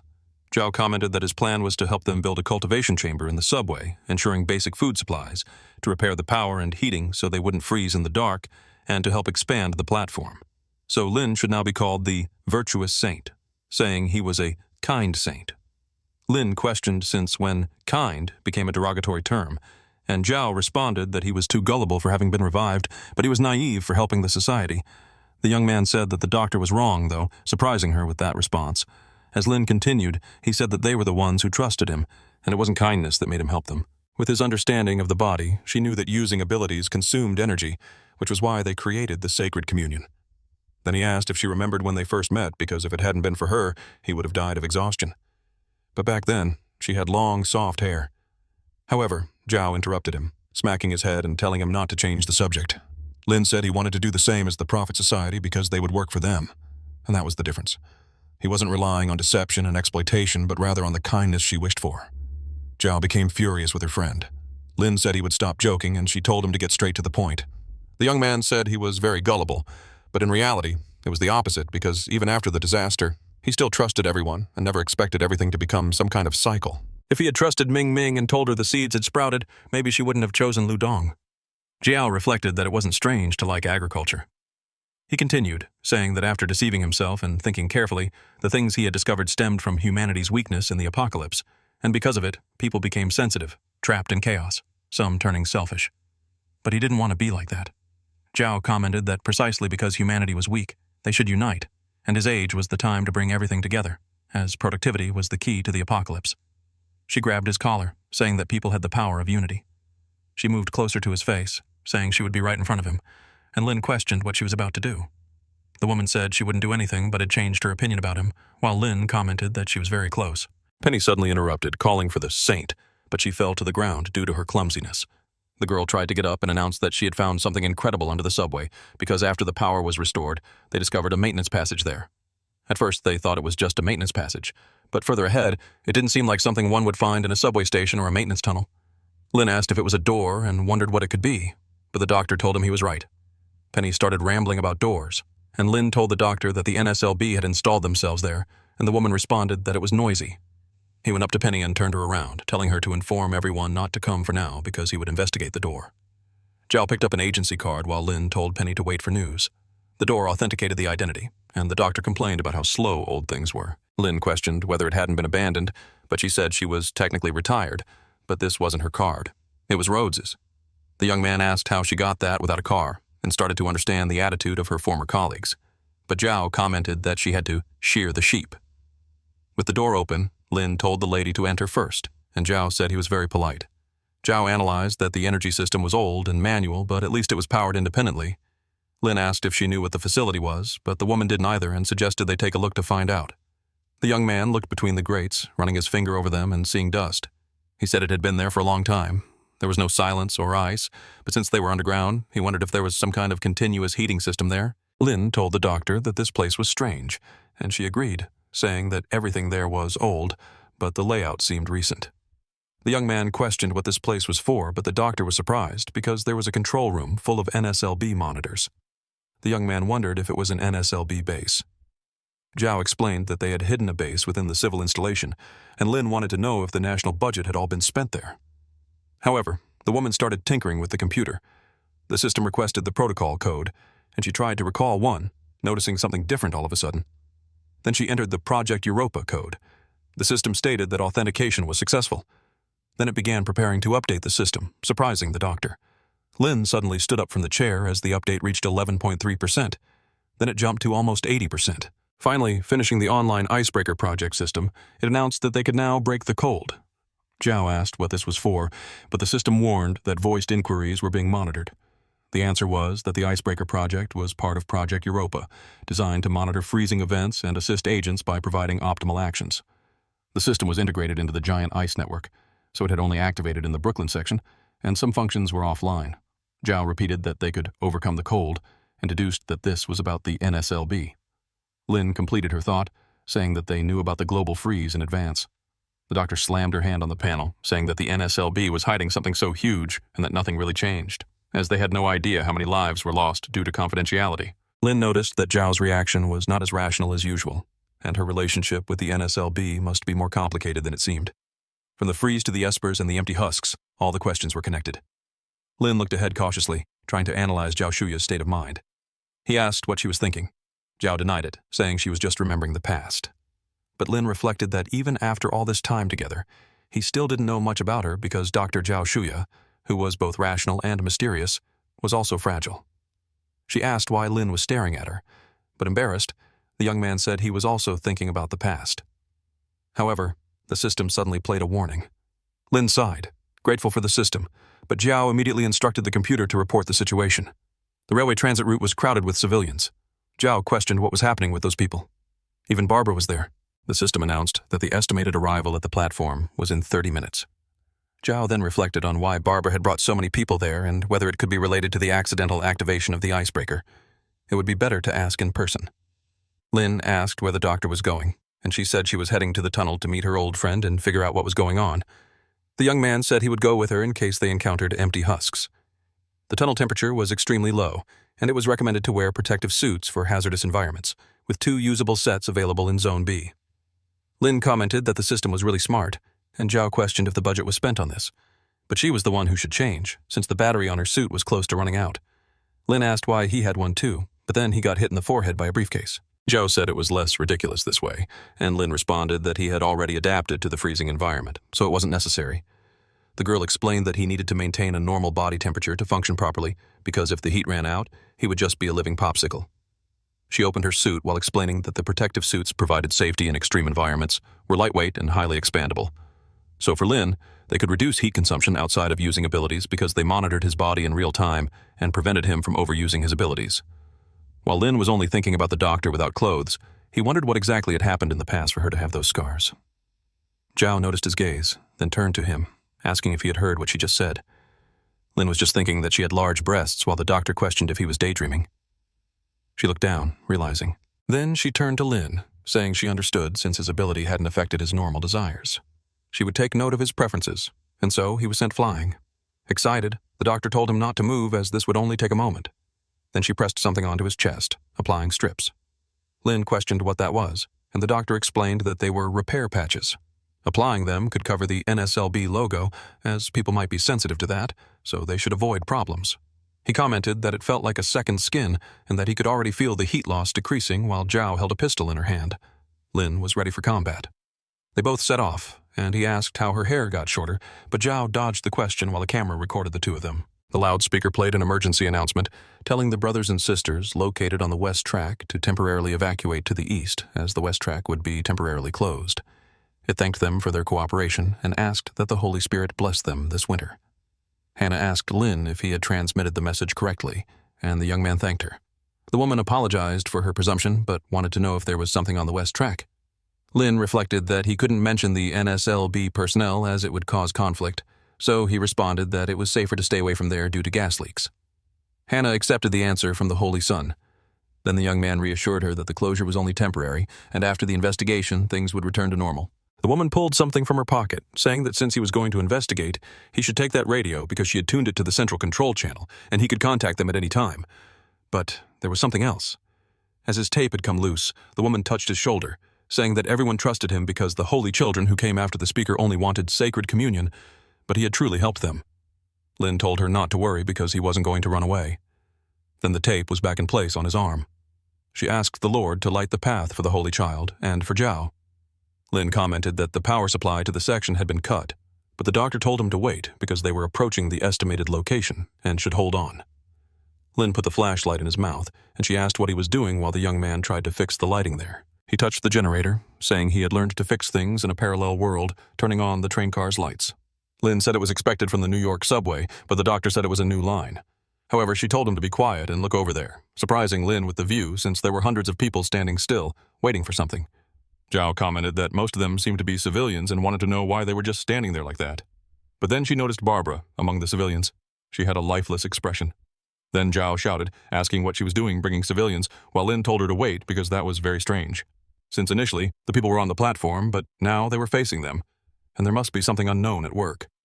Barbara simply trembled her legs without speaking, moving toward Zhao and opening her head, revealing herself to be an empty shell. Zhao was shocked by this, as the face of her friend turned into that of a zombie. Lin shouted for the doctor to be careful as soon as he noticed it was an empty shell, but Zhao fired toward the creature, completely surprising Lin by doing so. Zhao had emptied the gun's magazine, then she tossed the empty magazine aside and drew another, loading and rearming her weapon. Zhao said she was a little rusty, while Lin questioned if she called that speed rusty, wanting to know if her former colleague had turned into an empty shell. Zhao denied it, saying he hadn't transformed into one because those were empty shell mimics designed to deceive people. The mimics opened their heads, surprising Zhao as a light began to shine. The creatures opened their chests, spreading the glow, forcing Zhao and Lin to cover their eyes. As the woman shut her eyes, Zhao remembered her colleagues telling her not to look back, wondering what this was. Barbara commented that it would fit perfectly, and Rhodes said it was the birthday present they had bought for Zhao. However, the cake was fake and made with 3D printing, apologizing that the logistics department hadn't approved vacations or funding. Zhao simply thanked her friends with a smile. Lin said that no matter how fast he was, he couldn't run faster than light.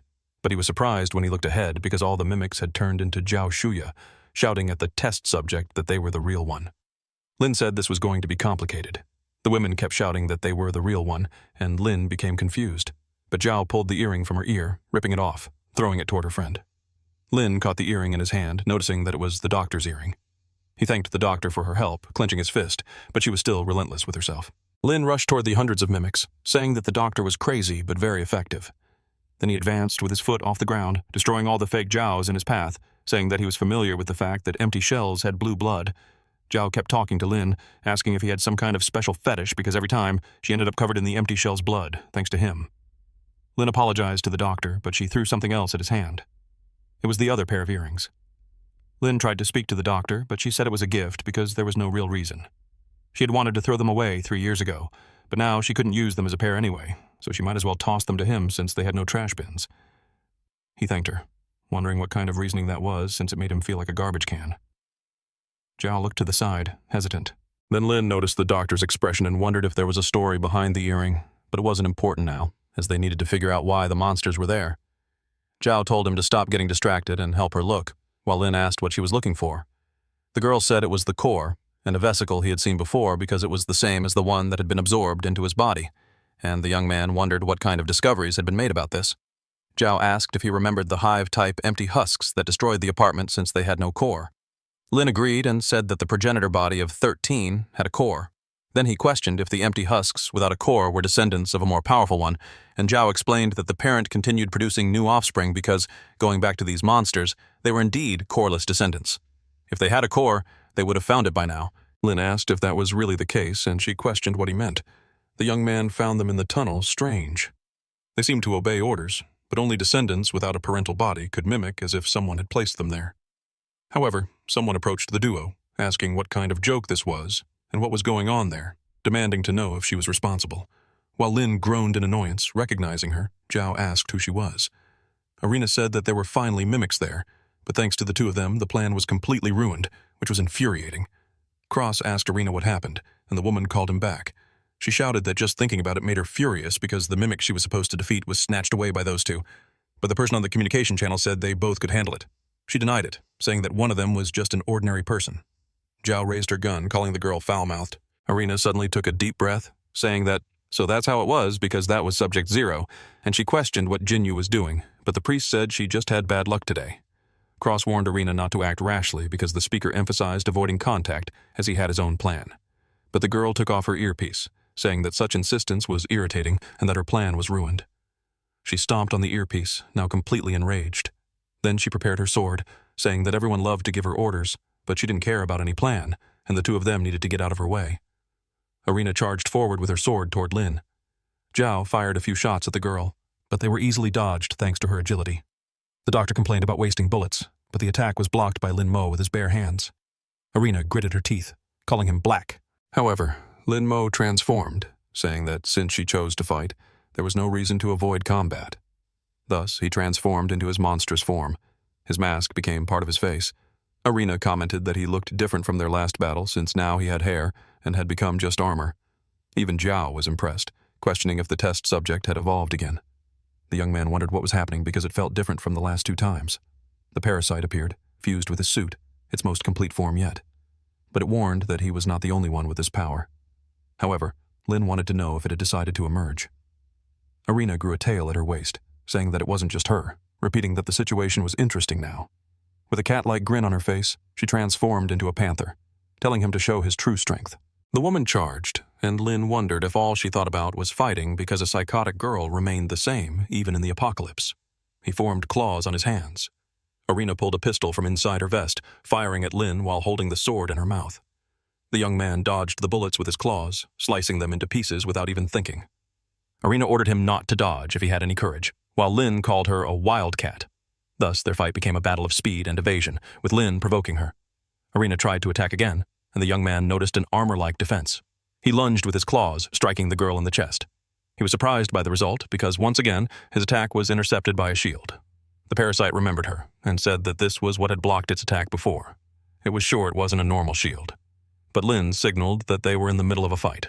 Irina grabbed the sword from her mouth to slash vertically, aiming it at his right leg, and then kicked toward Lin Mo. Zhao said that she knew what that shield was, and Lin asked how she knew. But the doctor explained that she wasn't just watching idly during the fight. There was an electromagnetic force between the molecules that prevented fusion and deflected bullets instead of blocking them. Therefore, the ability was to manipulate that force. Then her extraordinary movements reinforced the theory because following that logic, she could manipulate the force between herself and the air molecules, as well as the ground. Lin asked her to wait because the tips of her fingers spun, and they were starting to turn red. He asked the doctor if this force was a form of energy, and she said it could be converted into one. The young man stated that it was very good and that he knew how to break through her shield. Zhao noticed his reckless attitude and mentally urged him to wait, questioning what he was talking about while Irina attacked him. Lin defended against the strike using his reddened claw. Then he realized that it was just as he expected. His opponent spun 360 degrees to strike him again.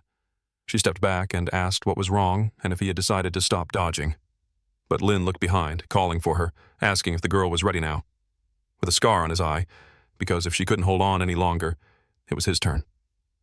Advancing toward her with his crimson claws, Irina was surprised by his action, being struck before she even realized it or could do anything. She said that even though she had her coffin of Sada, her speed didn't mean anything, thinking that Lin Mo now had clones attacking her from behind.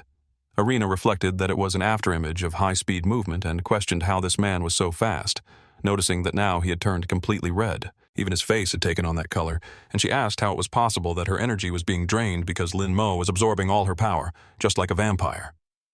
Zhao analyzed from a distance and said that the piezoelectric effect was actually when certain materials were subjected to mechanical stress, a charge separation and potential occur, which is the polarization of crystals.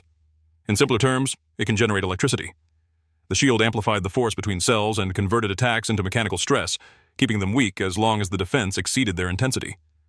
Lin Mo's claw grew larger and sharper because this type of high-speed attack allowed the subject to absorb energy.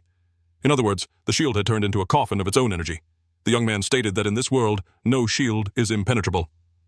Then, he cursed her, asking why he was always ruining her plans. Lin questioned the plan, wanting to know what she was working on and if she was controlling the empty husks outside, and if the freezing was related to them. But Irina smiled, saying she understood because he knew nothing. However, if he wanted to know the answer, he should see it for himself, as she transferred her veins to him. Irina submitted her parasite to Lin Mo.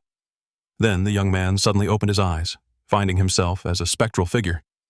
In that moment, Lin wondered if that was Brooklyn before the freezing, but it seemed different from what he remembered, wanting to know what it was when he noticed a pistol in his field of vision. White was holding someone in his arms while wondering how he became a police officer and who this woman was who had been shot. While there was a girl standing in front of White, she realized that the person was Irina and her parasite connected, bringing her there. But there was a door beside the girl. Lin stepped through the door, and someone said they would lead the station servers to Irina, reminding her that they were more useful alive. Irina agreed with the speaker. Someone looked at Lin Mo, saying that some rats had entered, and the young man wondered if these weren't just memories, wanting to know how it was possible. But the hooded figure was himself, calling him Mr. Thief. Lin questioned how this could be and how he could talk to him if he was inside memories, since that man was another version of him. The young man asked who that monster was, but the figure asked if the boy didn't already have the answer. Lin reflected that he was right, and simply couldn't understand, because that was the true owner of the body he currently inhabited in this parallel universe, asking why he was still alive. The other Lin asked if he thought that by transmigrating, his soul would simply disappear, apologizing for the disappointment, but he had not vanished. Then he removed the hood, surprising the original Lin Mo. The speaker said he had borrowed the empty husk Lin had left behind and gotten to know the boy earlier than he had planned. Lin reflected that those were the same scars as Lu Dong's and wondered if the apparition and ability to speak with him were part of his power, along with his plan. But the man said he didn't mind revealing it since Lin couldn't do anything about his plan. He moved behind Lin Mo and gripped him with his claws, telling him that he would accelerate the freezing process. He drove his claw in, saying that he had no other choice and that his time was up, but Lin Mo should think of it as a welcome gift. The young man woke up suddenly, remembering that he had returned, and the scene felt familiar with Irina saying that he understood nothing, but he kicked Irina away.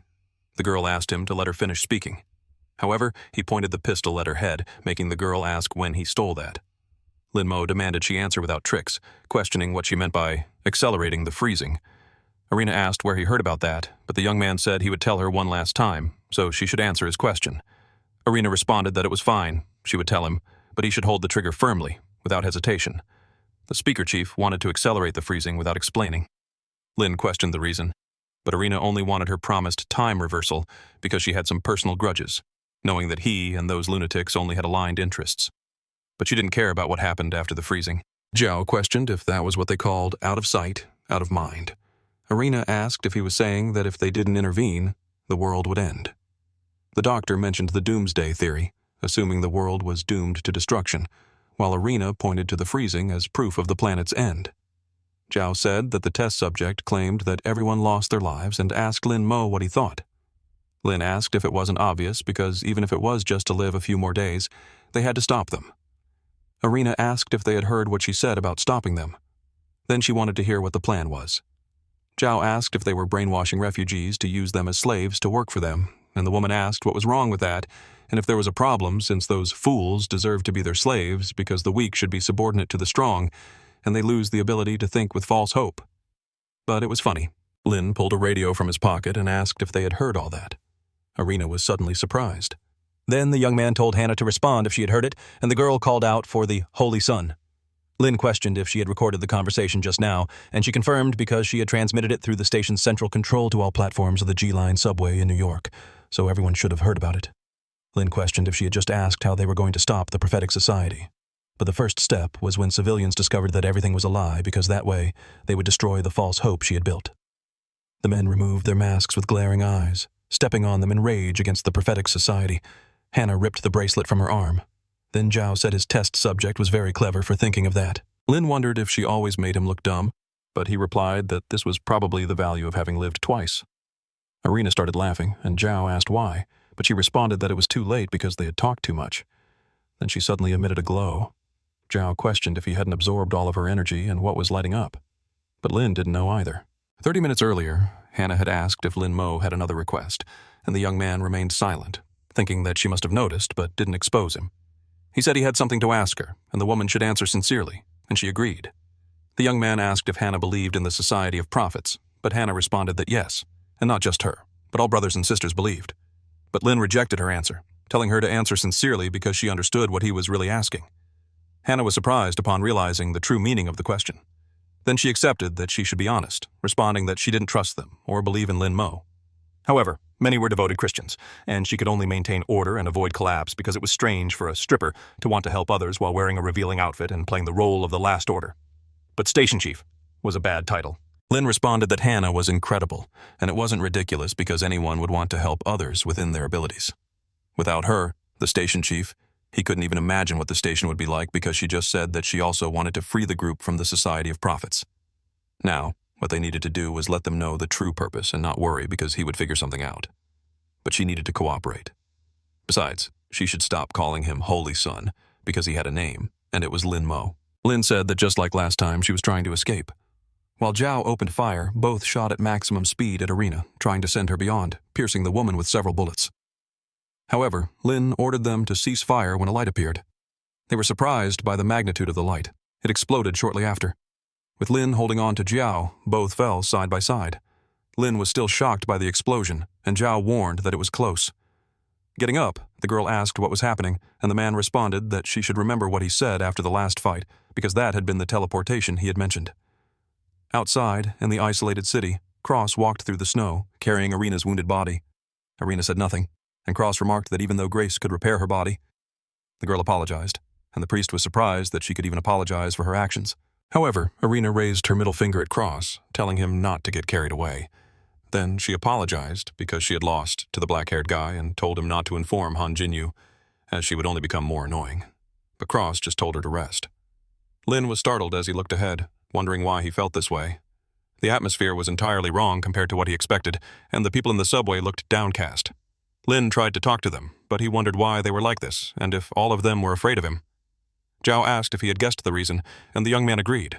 Lin said that naturally, this was bound to happen because in a collapse of faith, people become paranoid, and paranoia breeds restlessness and suspicion, especially in this apocalypse.